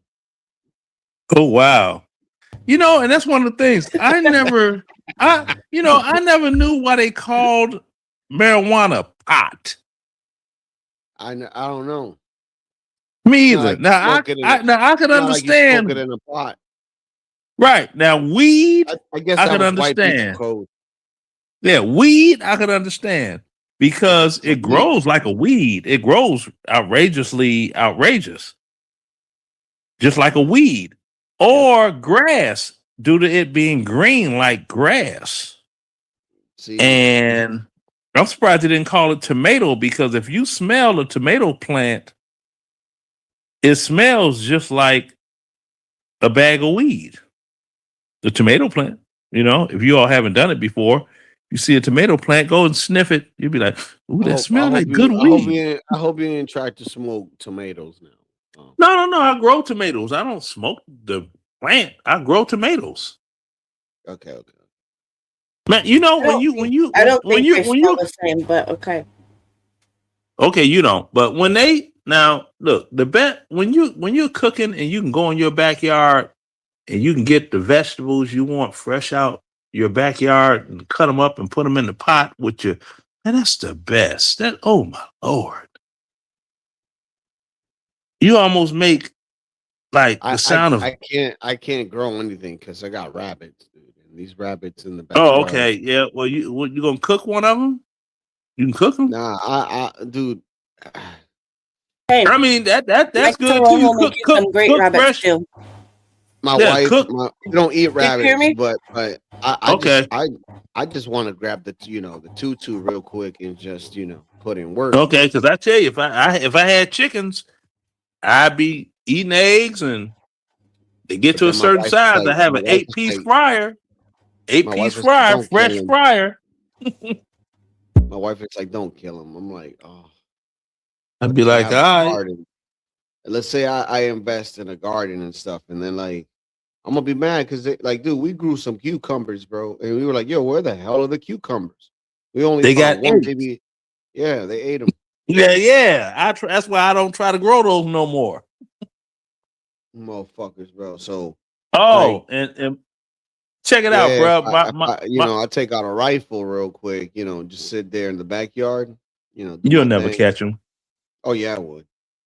Okay, keep thinking that. They're sneaky. They're stealth. They're like ninjas. With a rifle, I'll shoot one of them motherfuckers. They ain't gonna outrun a They will smell you before you see them and not continue. I'm telling you. But now on the other, my friend with benefits, little Deer ran through her garden. All her corn is gone. She called me yesterday. She was pissed. I was like, what? They ate all my damn corn.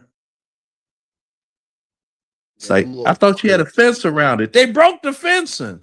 And I was like, well, yeah, it was just chicken They'll dig wire. under the ground. They'll dig under the ground and everything, bro. Those little pieces. Yeah, of shit. it was just chicken wire with the little posts hammered in the ground with the chicken wire around it. And I'm sitting here like, these deer here jump fences.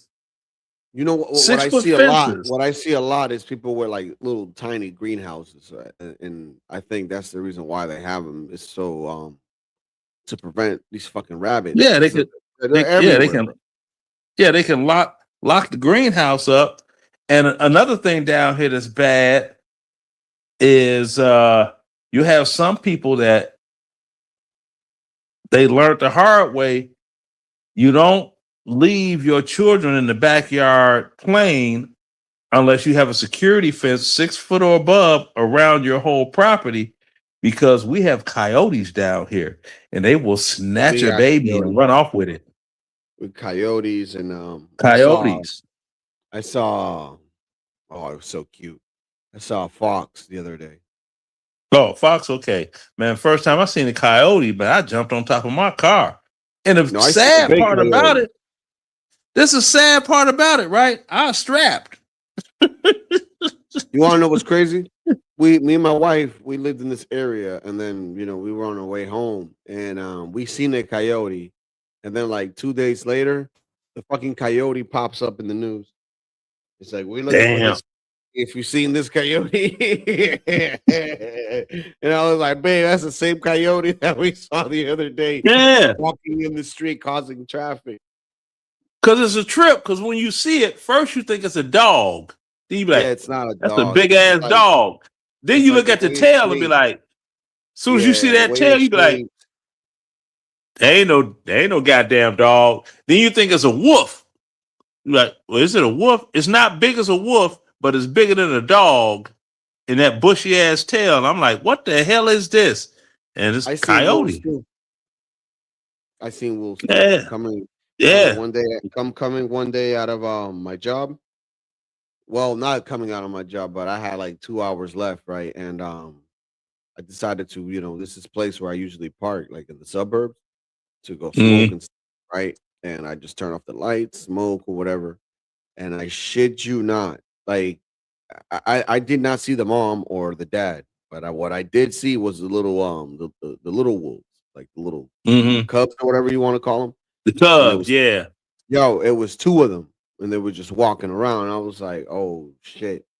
I'm like, yeah, let me get the fuck up out of here before the mom and the dad pops up. Exactly, because you don't want them. You don't want them to follow.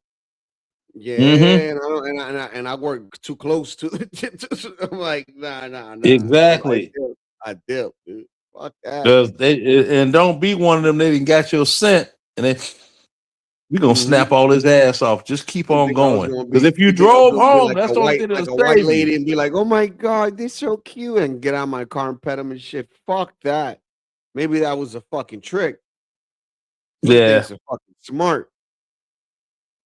Yeah, bite you, drag your ass. It's like this. Think about it.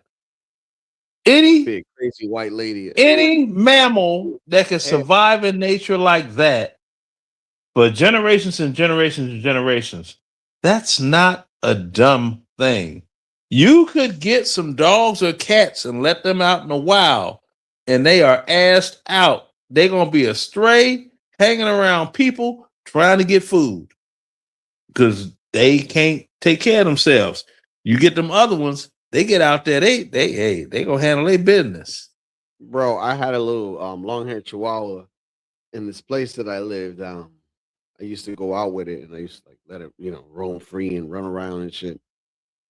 And I noticed that there was a hawk that flew close to the tree where my dog is, and I'm like, nah, fuck that. I grabbed my dog. I wasn't taking any chances. and there you go. That was just taking any chances, dude. Yeah, that was this chick. I called her Littlefoot, right? Because she's a little bitty, and a little petite thing, cute. I called her Littlefoot. She had them little fucking, they look like they Dobermans, but they real small. Mm-hmm. They don't grow the size of regular Dobermans. They them little bitty ones. Mini pincher. Whatever they are, yeah. Doberman pincher, whatever you call them. Yeah, she had two. She lost one because they was running around, and a hawk came in, snatched one of them, and flew off with it. And she was, he was like, "What the hell?" You go outside, and she was going through a thing like, a bird flew off with my dog. It's like, you don't know where you at, do you? You really don't know where you at. That's why you gotta know, bro. Like, you think you got those little tiny dogs, and you let them walk outside, man. A hawk will come and grab that motherfucker, bro. Exactly. That's like my sister. She was talking about mice and all this other stuff and this and that. I'm like, not where I live. Now, you in Chicago. You got to worry all about mice. Oh, speaking of, I don't know how this happened. And when they told me, if they wouldn't have told me this, I wouldn't have believed it. Because my niece always taking the kids to McDonald's and they sit in the back seat of the car and spill food all over the place, right? Mice ended up eating through the floor of the vehicle to get to the food. Yep. If you have She a had dirty mice car, all in her car. That would happen if you have a dirty car.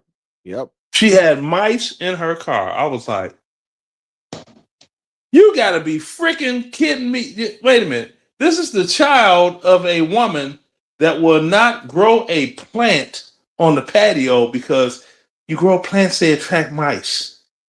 And she lives directly next door to you all. You're so attached to your children, you bought the house next door. But your kids, down there 40, but you still fuck out of here. But mice in the car. Mice living in a vehicle. It's like, oh, yeah. What do you do in a situation like that? It's disgusting. What do you do? Like, bro, like how you by cleaning your car? Like, seriously. I never heard of that in my life because you look at it. They ate a hole in either the floor or the firewall. They ate a hole in something. Yeah, how you gonna find a hole they ate in your car to get in your car? They smelt that food, all them little fries and chicken dried ass nuggets, them little dried up chicken nuggets and and the McDonald's cookies that were broken and all that. That's like, see, and from not taking you going to the car wash on a weekly basis, vacuuming the car out, just lottie-dottie doing what the hell you want to do. I'm like, that's what the hell you get. Man, my father had a car, and the car was parked for a while, and the fucking, I believe it was squirrels that were living inside the hood, and they ate through the fucking caliper wires, bro. So they had to replace all the caliper wires too. Well, I mean, it wasn't that expensive, but it's just crazy that they do that too. Yeah,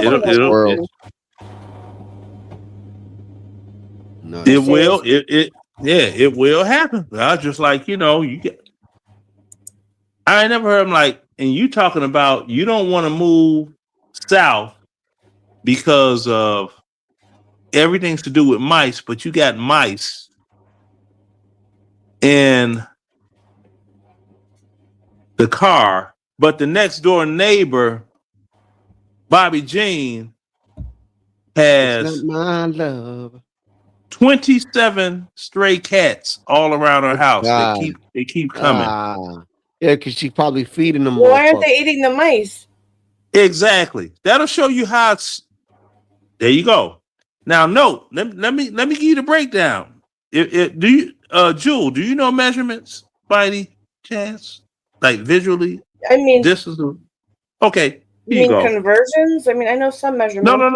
No. As a you could visually see about how long something is in feet. And check this out. Yeah. The houses in Chicago, they are 25 feet wide. by 125 feet deep. So the third house, that would be 75 feet between the mice and the cats at the furthest ends of the fence. 75 feet. That's Them not cats really weren't that going far. over there. That's not far. That's 3 vehicles, basically, with some space between them. Huh? Yeah, I'm like, it wait a sounds minute. like All them damn cats the over row there. houses in San Francisco too. Thank you. So I'm just sitting there like, okay. Now, if that's the case with the car, what's going on with the house? Oh God. Because they don't have a cat in the house. I don't want to know. All those cats, they're not in the old woman next door's house. They all stay outside somewhere, wherever they need to be, even in the wintertime. So, right. I can only imagine. Yeah. So I'm just sitting there like, okay. Who's this lady again? My sister. No, bro. Yes, bro. Come on, man. Damn, Yes, man. That's so crazy, Leonard. Man, we all got. That's why I'm so shocked. We all about got it. one, I bro. was like, wait a minute. You're talking about my niece, your daughter, your second born child. Unfortunately, we all got one. But it's not due to it. Like I said, her deal is due to is. I'm like, that's just nasty because, okay, she is not like there's no man in the house. What is? Come I don't on, know that's the dude. even worse. I don't know the dude's name, right? That's I don't even know his worse. name. I That's just see even him. I worse. just give him a nod and be like, hey. Look, I don't That's know that even dude. worse. I don't know his name. I don't know anything about him. They know him. Listen. So what is he doing? But listen, as long as I exist, right? And you guys may say it's simp shit or whatever. My girl ain't got to pump no goddamn gas in her car. She don't got to wash her car. Like, and we both got our own vehicles. Like what are we doing? Look, I don't know what's wrong with people. Look, bruh. I don't Oh my know nothing God! about Can you this. guys? I'm sorry. Wait a minute. Can you guys put a hold on that because we are so far away from rabbits now that what I want to bring up is off topic, but I'm still gonna do it. Damn it! So we're Go gonna ahead. It's your show, man. Bring it up. Stop explaining shit. It's your show, man. I'm just introducing my introduction. You need to be like, yo, Latino, you been into Latino, shut the fuck up. I got this. Yeah. That's it, man. You got, come on, man. Well, no, I was also being polite to our guest who was talking. So, anyway, this is a rabbit hole. See this little thing right here? We got. I got a whole bunch of those. I wish I could go outside right now and show you where the one that in front of my house. Okay, well, you can do that. Take a picture or something, or do it tomorrow. So this is in Shropshire, England. Okay, so he goes into there and check this shit out. This is what he finds. It led to some old tunnels that they had there that was probably connected to the castle that's kind of nearby. But they found this whole like luxury, sanctuary in a cave, man, down there. That's super, super old. Isn't that amazing? They were living in luxury. These little rabbits were living in luxury, bro. Yeah. They probably got filled in, and then rabbits got through there, and you know what I mean. Yeah, they're probably down. They're probably down there doing the Humpty dance. Damn that! So you telling me I probably got a kingdom in my basement? Probably. You very well may. Yeah. No, not in the United States. Stop fucking crashing hopes and dreams, you fucker. Come, Leonard. That's my job. I'm a dream smasher. Like, thank you for your service, but goddamn, man, like right. I take children's baby dolls and stomp their heads in the ground. You imagine, Leonard, like there's a rabbit hole, right? And it leads to like, Futurama, like the old New York.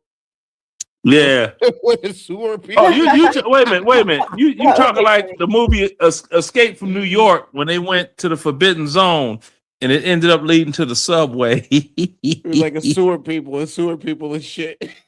Yeah. Okay. Yeah. I'm like, oh hell no.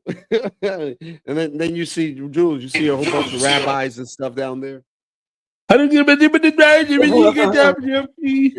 of the tunnels that they be going through now in New York. Yeah, I was gonna. No, you know what I'm thinking. You're not gonna say it. No comment. Other things. Oh, wait a minute. I got to give you an example. That's like this movie, Monty Python in Search of the Holy Grail.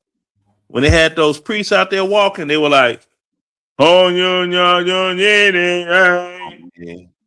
not you. You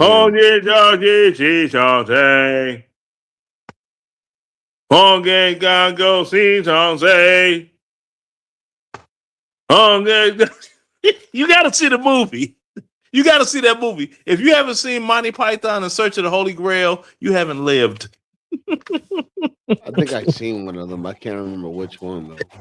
You haven't lived. That's when they had those. They had those French guys taunting the English guys. You silly English niggas. You guys want to say something funny? This shit was funny. I hope I don't get a thing for it, but I'm pretty sure I will. You might.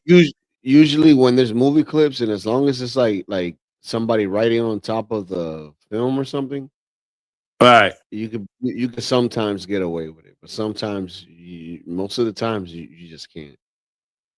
But let's see. I think it has words and shit. So give me 1 second. I'm searching for it. Damn, man, I didn't know I had so many goddamn things. It has words. Oh, yep. All right, cool. So we should be good because it has like words and shit on top of it.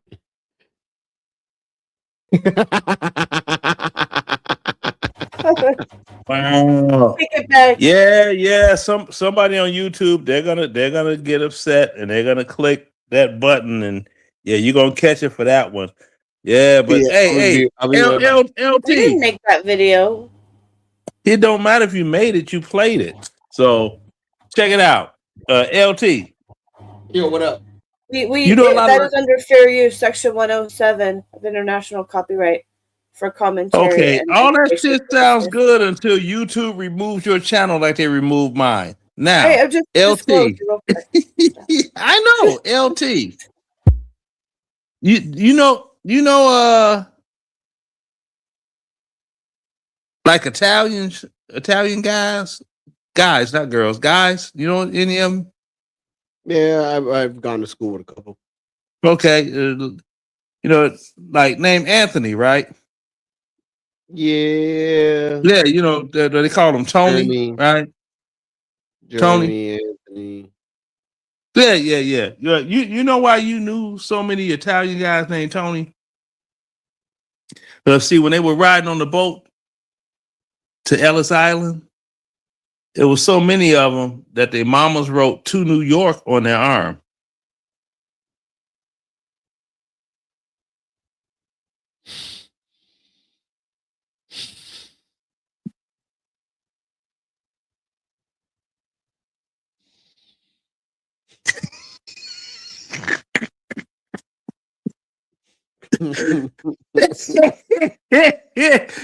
The delay humor ones are the best. Like they thought it was a tattoo. Oh, his name is Tony. Yeah. Yes. Tony. Yeah. So that's the reason they thought their name was Tony, because they wrote to New York on their arm. Yeah. It was originally, y'all did not know, but it was originally Tony.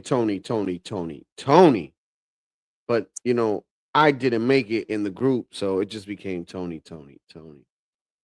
Yeah. It never rains in Southern California. Yeah. It does. Yeah. It's they got some wild ass jokes out there. And if people would have just jokingly make jokes about stuff, the stuff would eventually become unfunny or go away. That's like when I was a kid. I think I told you this. I said that I was eating some stuff on the front porch, from the candy store when I was a kid. And my sister told me, go in the house. You're not a porch monkey. And I didn't get what she meant by porch monkey until later on. I was like, oh, when I learned about racist sayings, it was like, oh, porch monkey. Oh, blacks just sitting out there on the porch, eating and drinking Kool-Aid and whatever.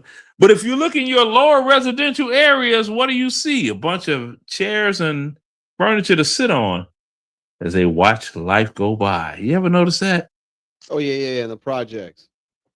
Did see that? My man.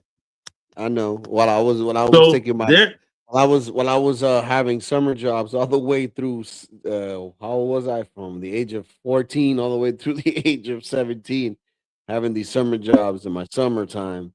I just saw people, just waking up, sparking up the charcoal, and eating burgers all day in the summer, man. Just that's all they did. yeah. Dude. Mm-hmm. That's like people, when I would go home, it would be like,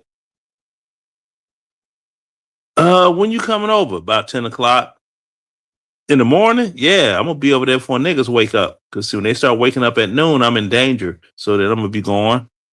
So when I visit my people in Chicago, I come 10 o'clock in the morning and I leave by noon. I can't be out there during nigga hours. I'm subject to be a target. Not because I drive a Mercedes, it's because it's got out of state plates on it. So that really makes you a target. Then I didn't know that was you. Like it matters. You're doing crime. So yeah, it's a trip. It's a trip. Yes.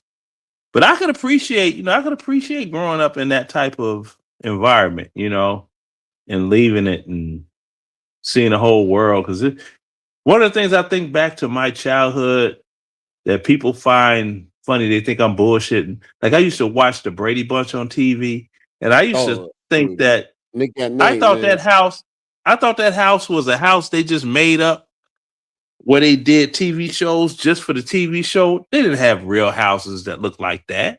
That wasn't a real house. That was like the Jetsons, like the houses in the sky and everything. That wasn't real. I actually believed that until I left the ghetto, and I was like, there are houses like this for real and bigger. Yeah.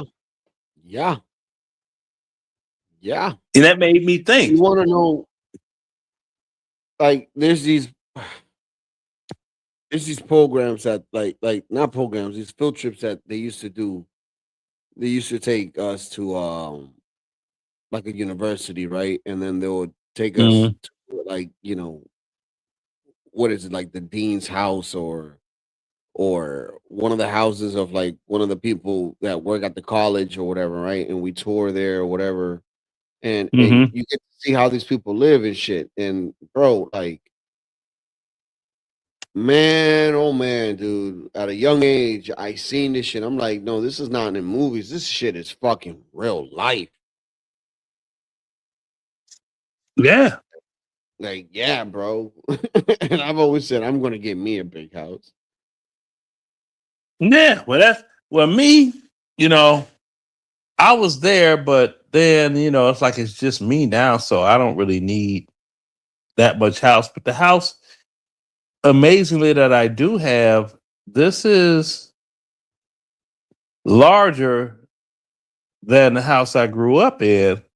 But the houses in Chicago, if you look at them, they're built tall. That's how they get their square footage. They're like, this house is 3,000 square feet.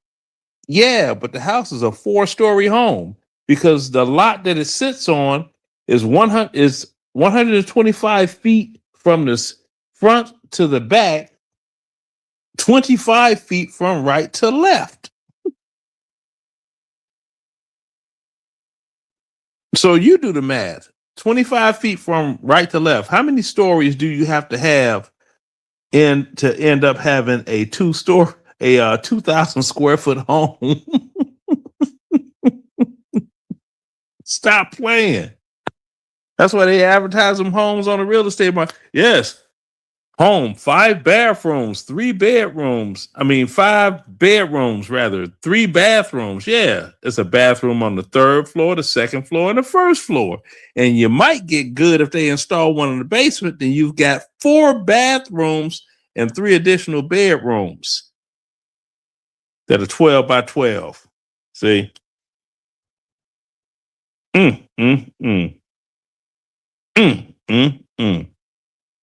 Yo, watch this. Yeah.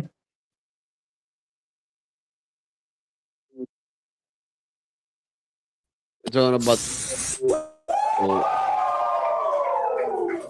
Blue Mammy. Claude says that in the not-too-distant future, the Flintstones choose to live below the Jetsons because they wish to live a simpler life. He states that both families existed at the same time because they use similar technology, they're just comprised of different materials. One chooses conveyor belts, the other chooses animal cruelty. However, Crack.com has a much darker opinion. They say, what if Bedrock was a post-apocalyptic future wasteland that's been bombed back to the Stone Age, and Orbit City is just a temporary home away from home while the Earth recovered? You know, because that works so well in WALL-E. Claude says the reason for the Flintstones' funky-looking dinosaurs is a kind of genetic engineering that could only be achieved in the near future. Chris Hardwick actually talked about the same theory in his Nerdist podcast. He says that the surviving animals get a fresh start on a radiated planet, and without the humans around, these animals would be free to evolve. However, the humans end up using them to replicate technology. So whether it's evolution or genetic engineering, a common theme here is that the humans are messing everything up. Oh wait, wrong theory. Now I know what you're all thinking. What about the 1987 TV movie The Jetsons Meet the Flintstones? Elroy makes a time machine to send the family to the future, but they actually end up in Bedrock. So what if, instead of traveling through time, they just teleported to the Earth's surface? Well, is it possible for these two TV families to exist in the same time? This conspiracy is surprisingly in-depth. The part that was most intriguing to me is that both of these shows aired during the height of the Cold War in the US. So it's possible that a nuclear war between the Soviets and the Americans is what created this prehistoric-looking wasteland that is Bedrock. There's also a lot that proves this. The Flintstones have contemporary-looking money. They drive, for lack of a better word, cars, watch TV, use record players, and they even celebrate Christmas. It just wouldn't make sense for a caveman to even know what a record player is, let alone use one. And the fact that they use contemporary forms of currency and celebrate a holiday that's only existed in Western culture for the past few centuries means that the Flintstones must have had some previous experience in modern times. Of course, there's nothing concrete in either show that proves this conspiracy. In fact, it's stated that the Jetsons specifically takes place in 2062. So on the plausibility meter, I give the Jetsons and Flintstones conspiracy 4 robot maids out of 5. Thank you guys so much for watching this episode of Cartoon Conspiracy. In the comments below. Man, she can get it. She looks like an Israeli with some nice soup coolers. She can get the business. Yeah. That's all I was thinking about. I'm like, ooh. Damn, son, where'd you find this? I'm like, boy, let me have been a lottery winner. I was like, can I buy you for a little while? Just to get it out the way. I don't want to work on it. But check this out. Oh. No, wait, that last clip reminds me of this. I want to see what you think. Fight on 2 fronts, on the land and in the sky. Been so long since I've seen this place. We'll solve the mystery of the petrification and bring humanity back from the brink. So we'll need a stupid amount of food that'll last. This is exhilarating. The science behind this is stupid simple.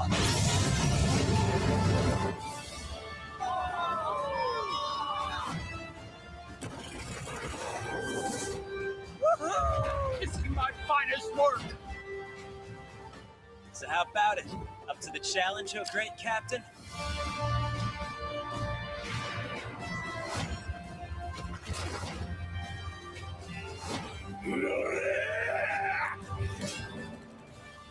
It grew this much in just a few months. Onwards towards the unknown!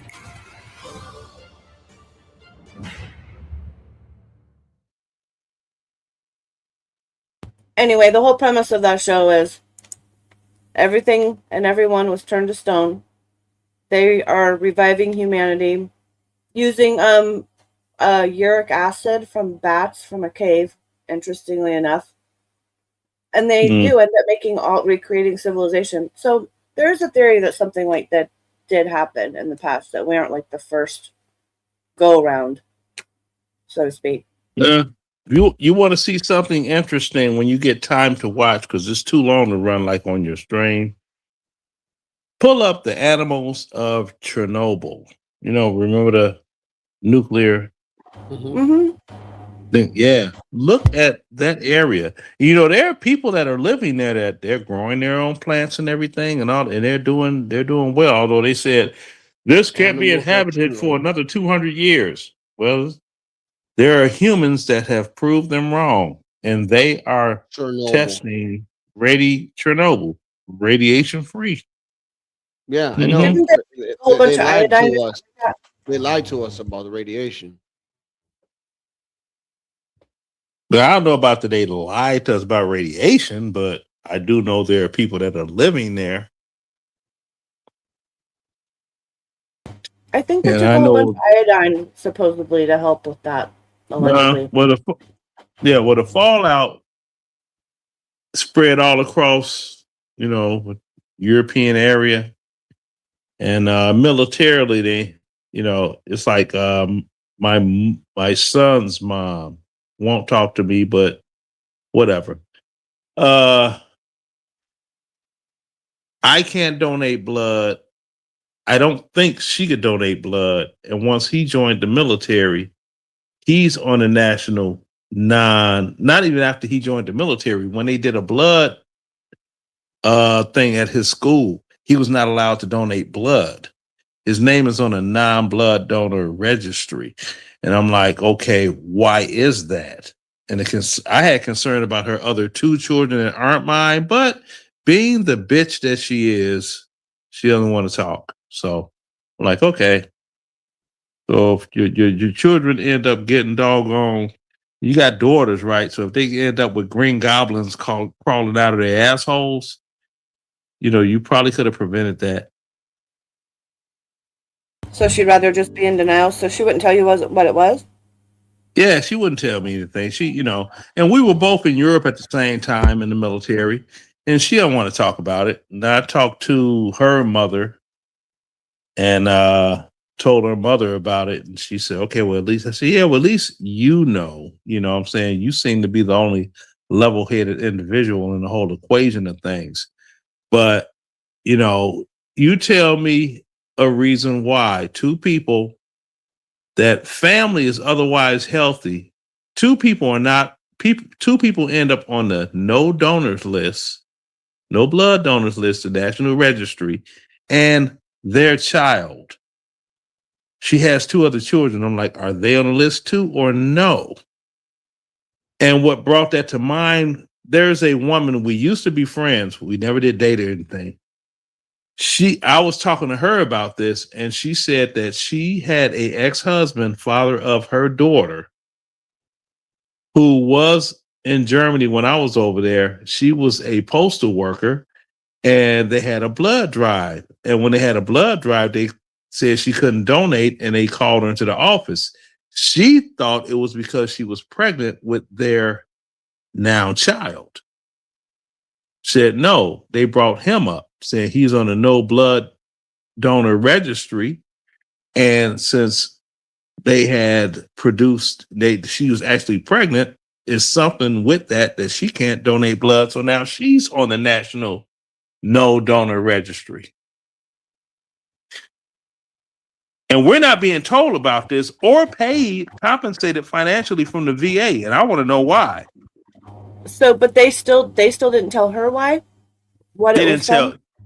They mentioned her husband. They said her husband was in Europe, late 80s, right? That's a Chernobyl time. And that's the reason she can't donate blood. But she used to donate blood previously, but she was married and pregnant with him. Now her daughter, how's her daughter right now? 21, 20. She's 22 or 23 years old right now. 23 at the most. You see what I'm saying? No, wait a minute. She's 21. She should be turning 21. Yeah, because she graduated at 17. And her GPA was so high that she ended up going to West Point. But yeah. Good for her. But I know my son at 16, they had a blood drive, and he went to one of those schools. He went to Mount Carmel. You know, it's only shit. There's all of like what 12 black people in Chicago or black children that go to schools like that. So, yeah, because it's costly, and he couldn't donate, and I'm like, well, what the hell? So, but you know, like I said, whatever I did to her, I'm glad that I did it because she's a bitch. And I hope that she takes it to her grave. Whatever pain and hurt I caused her, take it to your grave. All right. Well, it looks like a nice spider web over here. Let's see if we can't catch this on film. We mixed it up a little bit. You know, what was invisible now becomes visible. Nice. Bite that fricker. Yeah, that's perfect. Bite him. Yep. Yeah, this one's sitting in being bathed in about 45 microsieverts per hour, plus or minus, which is pretty darn radioactive. You pulled it up anyway, huh? You fucker. You're still my friend. In 1986, an explosion and fire at the nuclear reactor in what was then the Soviet Union in Chernobyl, Ukraine, launched a plume of radioactive fallout that rendered a large swath of the region here uninhabitable. Since then, the creation of a 1,000-square-mile exclusion zone prohibiting human activity has led some to declare the area a restored Eden, brimming with wildlife. But for more than a decade, Timothy Mousseau, an American scientist, has conducted an extensive biological survey here, and his studies have shown that life has been far more slow to recover than previously believed. So it's a perfect area for biological studies because we see a diversity of plants and animals. It's one of the hotter areas in the Chernobyl zone. And so from our previous work, we know that this level of chronic exposure is above that most species will tolerate. Up here.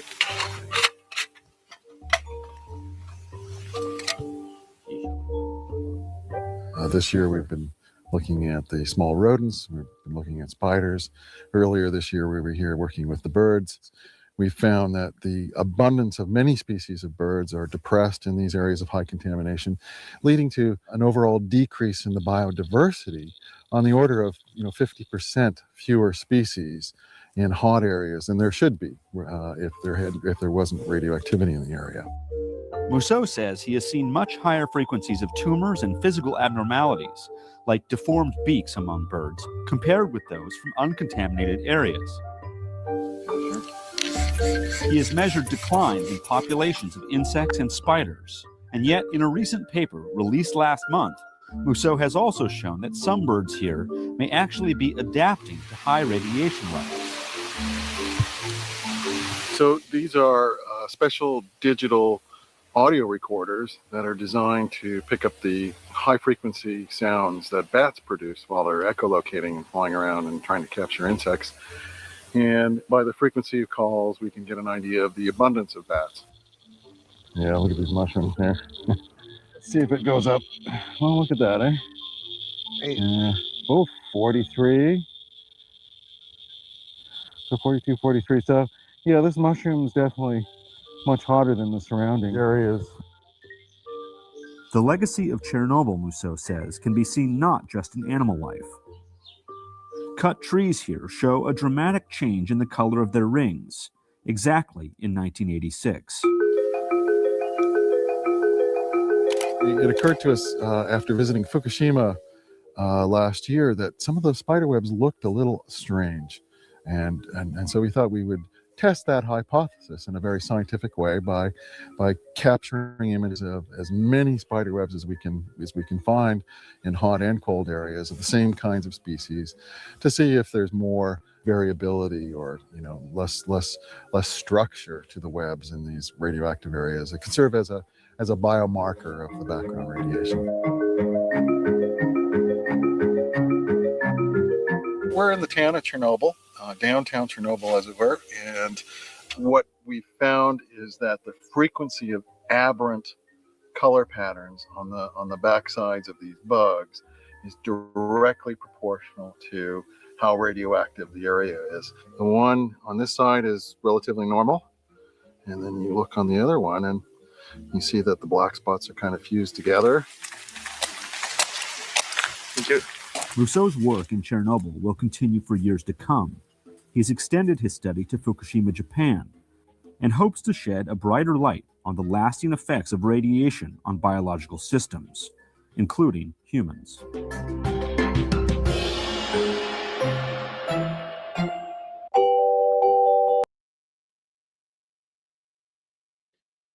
Fascinating, isn't it? Yeah, I said yes. Fucking white man just grabbed that little bug. Look at it. Look at it, Leonard. Look at it, little black spots, Leonard. I'm like, man, fuck out of here, bro. Yes, the mushroom. I would lick it, but it's so hot. The heat just. White people be crazy. That bug give you a nuclear fucking, I don't know, fucking tick bite or some shit. Yeah, give you a nuclear noogie. Shit. Hey, Jewel. Homeboy. Jewel, could somebody like rub on that mushroom and wipe nuclear waste on your booty?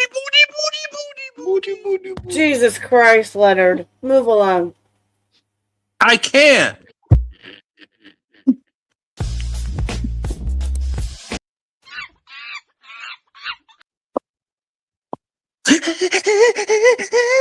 All right, man. Come on, man. I don't know why people are so prudish as a sex. Sex ain't never got bad since you started having it. It's like, somebody tell me, when was the last bad sex you had?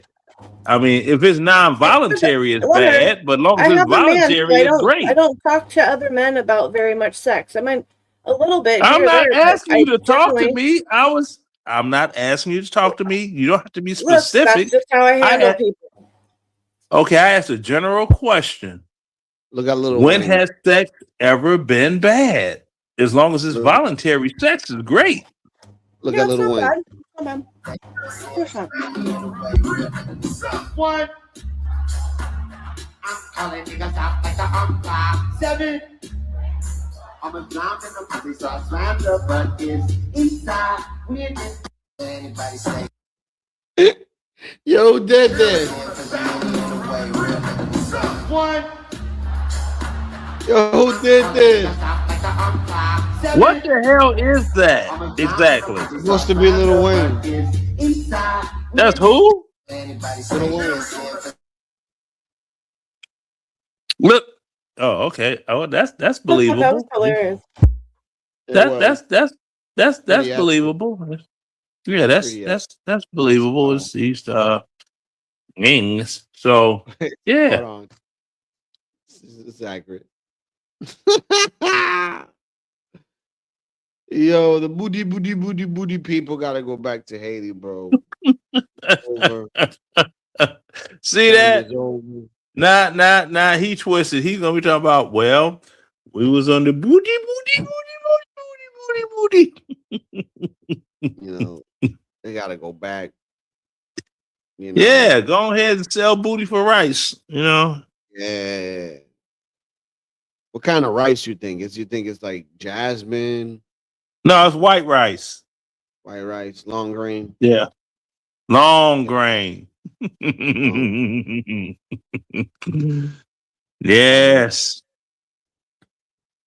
Mm-hmm. Well, that's better than the movie American Me when they stuck his face in the rice bag of rice and booty, booty, booty, Yeah.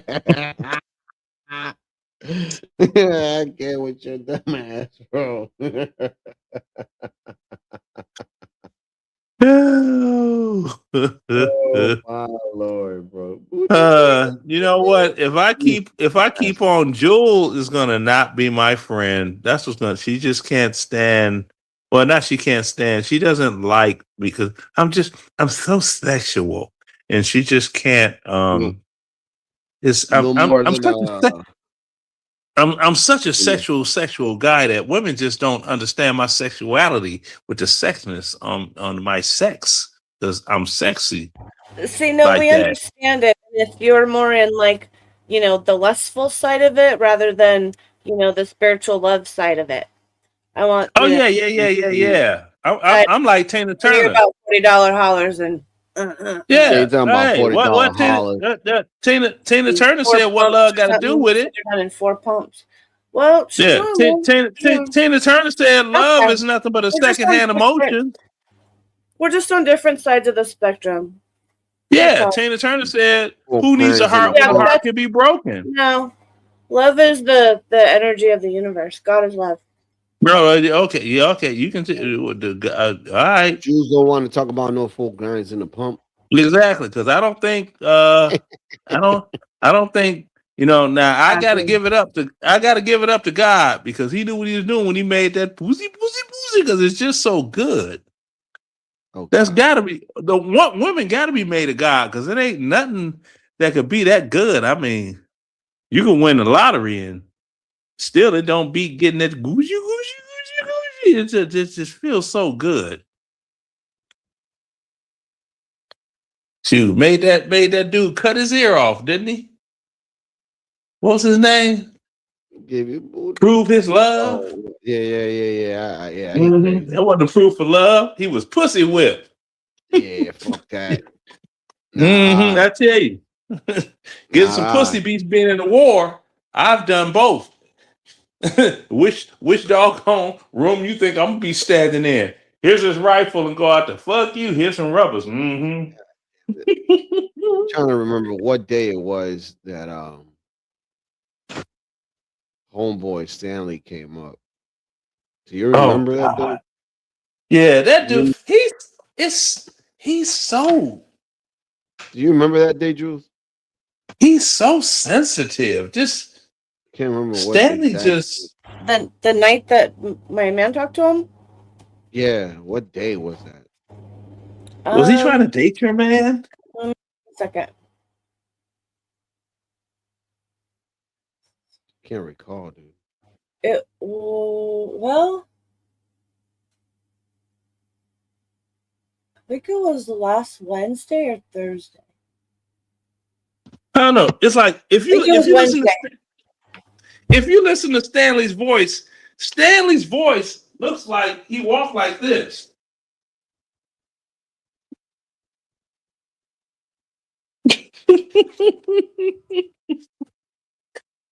Yeah, that's what his voice sounds like.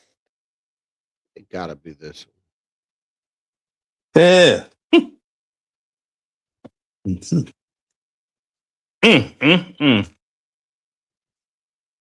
No, it ain't. Damn it, I can't find it. Stanley sounds like the type of person that be like, well, the fashions I'm wearing, this is made by Nino Cerruti, but you can touch my booty. Yo.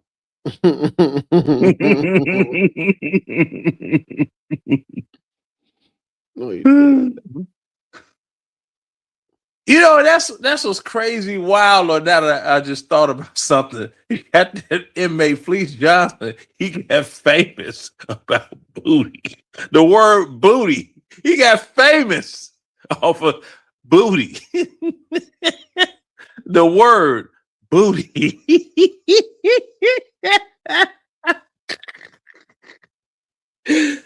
America's the greatest country in the world where you can have somebody that is an inmate and they gain fame and then get money later on.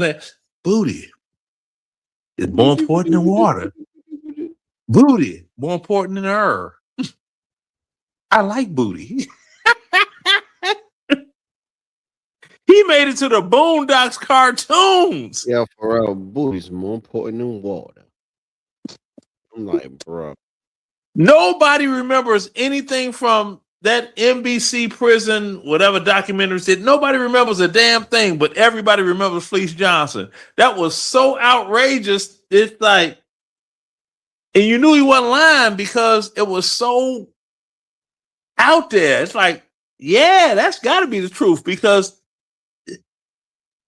come on, ain't nobody ever heard that before.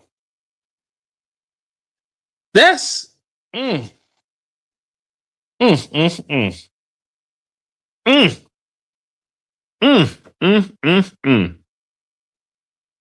famous from booty.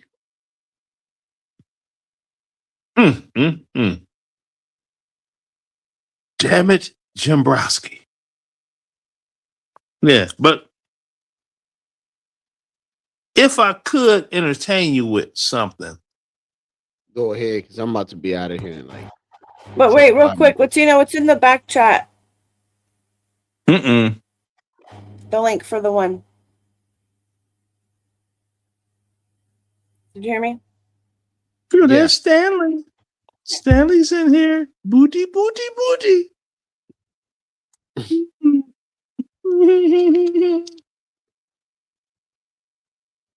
Yeah, Leonard, don't be like this. Be like what? Just like this. Put my glasses on to see this. I gotta go soon. So like 10 minutes. No, I will say this. In a way, I kind of miss it. My son turned 20 this month. So raising it's not like though I don't know what part you're looking for, but be nice. Be nice. We can get along, but okay. Well, you be nice. If you really want to be pick. I notice more details, and this isn't. I don't want to. It's just the way I'm trained. No, you don't, Stanley. You're a narcissist. Okay. If you say I'm a narcissist who notices details, the things you does. I think I've known. Well, I'll leave it at that. You have a song about them, you have a mic. It's potato chip. That's just natural. I don't have any. Right here. Right here. Her man are gonna come up, and I'm gonna. I love you. There we go. Your outfit is professional. Let me give you that compliment. I'm trying. I look at certain. No, fuck it. Fuck the trying. Tutorial. Look. I love Jewel.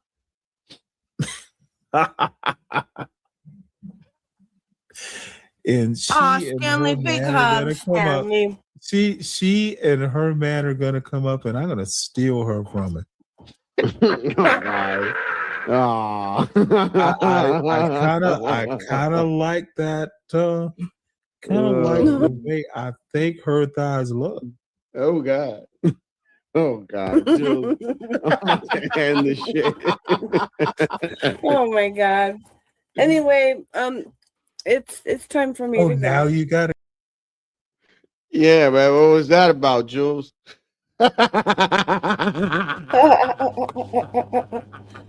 Well, I said when I had 10 minutes, and I stayed way longer than 10 minutes, I think. So, in all fairness, it was before that I said I had to leave soon.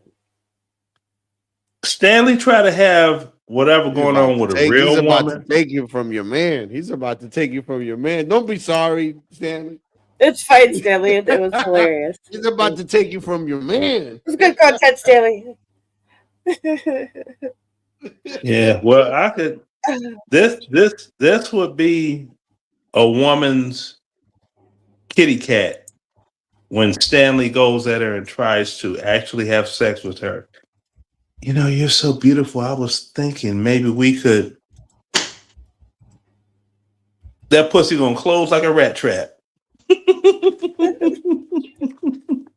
He only has a child because he called a drunk bitch.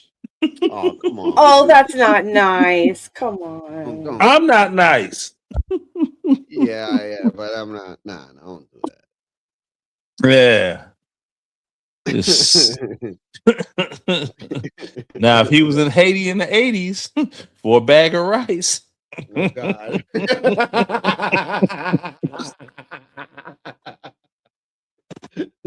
Don't do that, bro. Come on. No, man. we got to give Stanley credit. She was, I think she was a scientist too or something like that. Yeah, smart lady. And she was a smart lady. Yeah.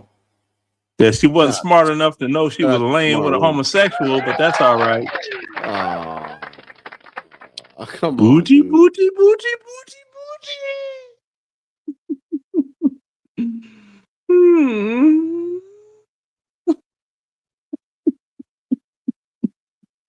You bugging, dog. Yeah, don't worry, Cam. Haiti's never on my list.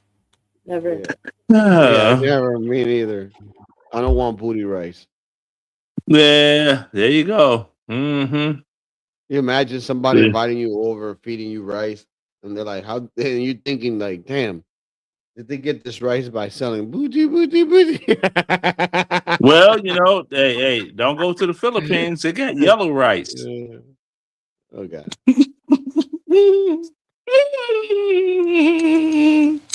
Oh, Stanley, you just want to be able to Look at drop him. Look at him. Look at a sissy. Leonard, come to my panel and talk. I'm not coming to your doggone struggle show. You think if I come to your show, that's helping you, you struggle streamer? Come to my show. Struggle streaming ass. Personally, I don't think you have any children. Personally, I think you're lying about everything. Minus being in the Navy, because in the Navy they get plenty of booty, booty. That's where all the fags go to Navy. Come on, don't say that word over here, man. Okay, I'm sorry about that word, but go look back, go back in history, and your most proud and famous homosexuals, they were in the supporting Navy. his queer shit, OG. Especially the ones that doggone created disco. You know, disco was the gay music. Oh, they were all up in the Navy. Then you had the village people. I want in the Navy. You could sell the 7 seas in the Navy. A man will be up on his knees in the Navy. Yeah. You never heard a song? You should go to Stanley's show. That would be something to watch. No. You never heard a song? They said it in the army, the booty's mighty fine. They Gucci, and give you rice wine. No.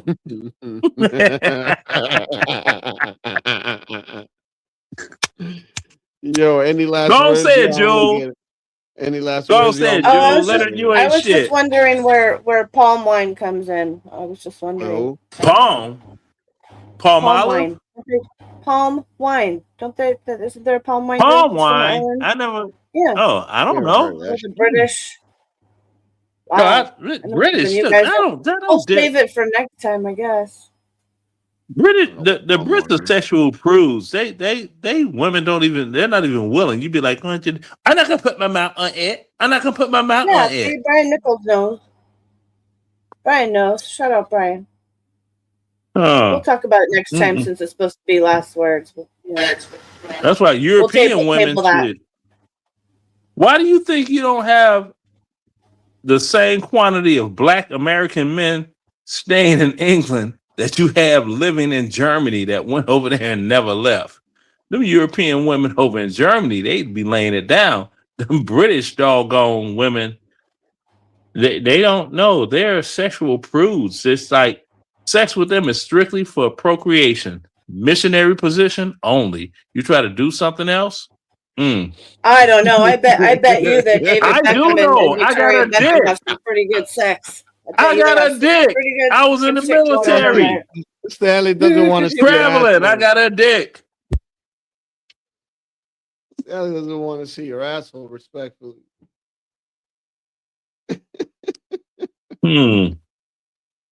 Yeah. Let me see. Hold on. Was Rock Hudson in the Navy? Yes. Rock Hudson was in the Navy during World War II. Here we go. Oh, no, I messed that up. Famous gays that were in the Navy. Let me read this list. One of the famous Navy names. No, I'm not even going to do Several it. famous and historical figures served in the U.S. Navy and identified as gay. Their stories helped change the military's rule against the LGBTQ plus service RuPaul. members. Here are some notable gay Navy veterans. Harvey Milk. Harvey Milk. I don't know who it is, but the name itself is diabolical. Oh, he's famous in San Francisco. They made a movie about him, and he was just a big thing for gay rights. and shit. Yeah, there's a Harvey street named Milk. after him and everything. Yeah. The last name like Milk, you got to be gay. Keith Yo. Manhold. I don't know who he is. Manhole. Joseph Sounds like a Alsop. name too. I don't know who he is. Okay. And you got Leonard Molchovich. Okay. Whoa, You got this whoa. Maltovich. Okay, my bad. You got yeah. Now, what was the owner of West End Records? Because they were famous for disco. Mel Sharon. Okay. Was Mel Sharon of West End Records in the Navy? They said this says Sherman. I'm like, okay, here we go. I'll do it like this here. Who's the owner of West End Records?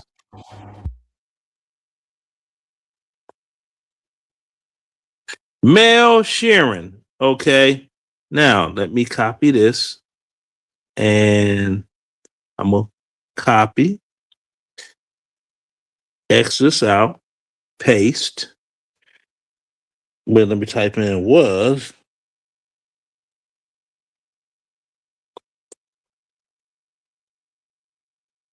Damn, that went all kind of wrong. Look real quick. I just want to say, oh, go using ahead. You this finally freaking got it. Obama phone. This freaking cheap ass Obama phone with the broke up screen. Oh, I okay. must do better. You know the famous Satanist Michael Aquino. He was in the No, Navy. I don't know. I don't know any famous Satanists. Yeah, he was really evil. He was on Oprah when they were doing Satanic Panic. I don't Anyway, know. yeah, But Harvey Milk died in like the 70s, so it's a different guy, American made. yeah. So now, if you look at Zorro the Gay Blade, Bonnie Wigglesworth. Let me see.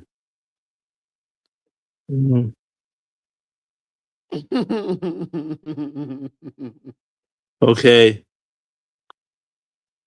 Yeah. Yes. Disco pioneer and record executive Mel Sharon. He was drafted into the United States Army. Hey, we had one that was famous. Yes.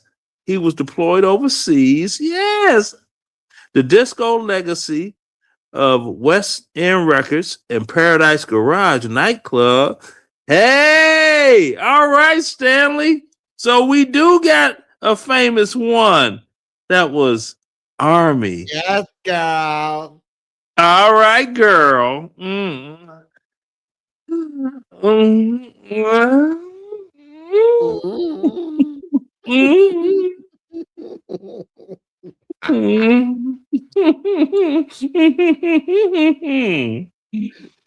Yo, I gotta get up out of here, man.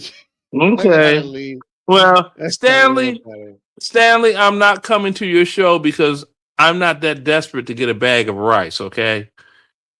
Booty, booty, booty, booty, booty. Well, as always, everyone, thank you for being here. We appreciate you hanging And out I with us. appreciate you all too. Jewel, I'm gonna warm you up to me. I think what the thing is, you say Jewel Aquarius or whatever it is. So if you are an actual Aquarius, zoologically, we're not supposed to get along anyway. So yeah. Zoologically. Yeah, zodiologically or whatever they call it. Zozu. Yeah. What are you? What are you? Yeah. I am a Cancer. Oh yeah, my ex is a Cancer. You guys are awful. See that? See? Did I lie? No. I know what I know. He's the late end on the cusp. I think I get along better with earlier Cancers, maybe, because I have no. That's because he was giving you that good soul pole. Oh, stop You know? it! Leonard. Oh, Yeah. Cancer. I think that's Cancer. what me to click that Yeah. end screen button. Yeah. Uh-huh. Okay. Good night, everyone. Yeah.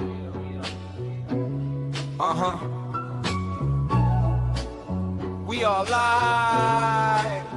Let's talk about it with your host Jules and Latino. Let's talk about it. Pull up a chair and show people. Let's talk about it. Real life, real laughs on a reload. Let's talk about it with your host Jules and Latino. Jules got the gems, big facts. Latino bring the spice. No cap, 2 mics, 1 vibe. Tap in, turn it up, tell a friend. Let's begin. Let's talk about it with your host Jules and Latino. Let's talk about it. Pull up a chair and show people. Let's talk about it. Real life, real laughs on a reload.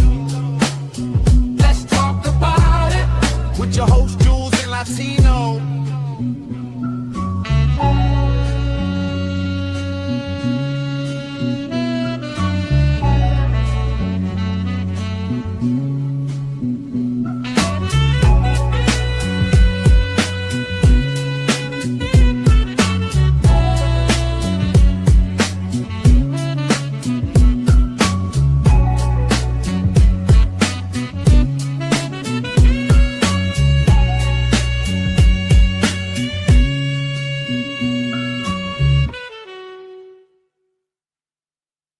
Say what the fuck you want to say. Don't mean I gotta listen to it and not stop talking because you want to talk.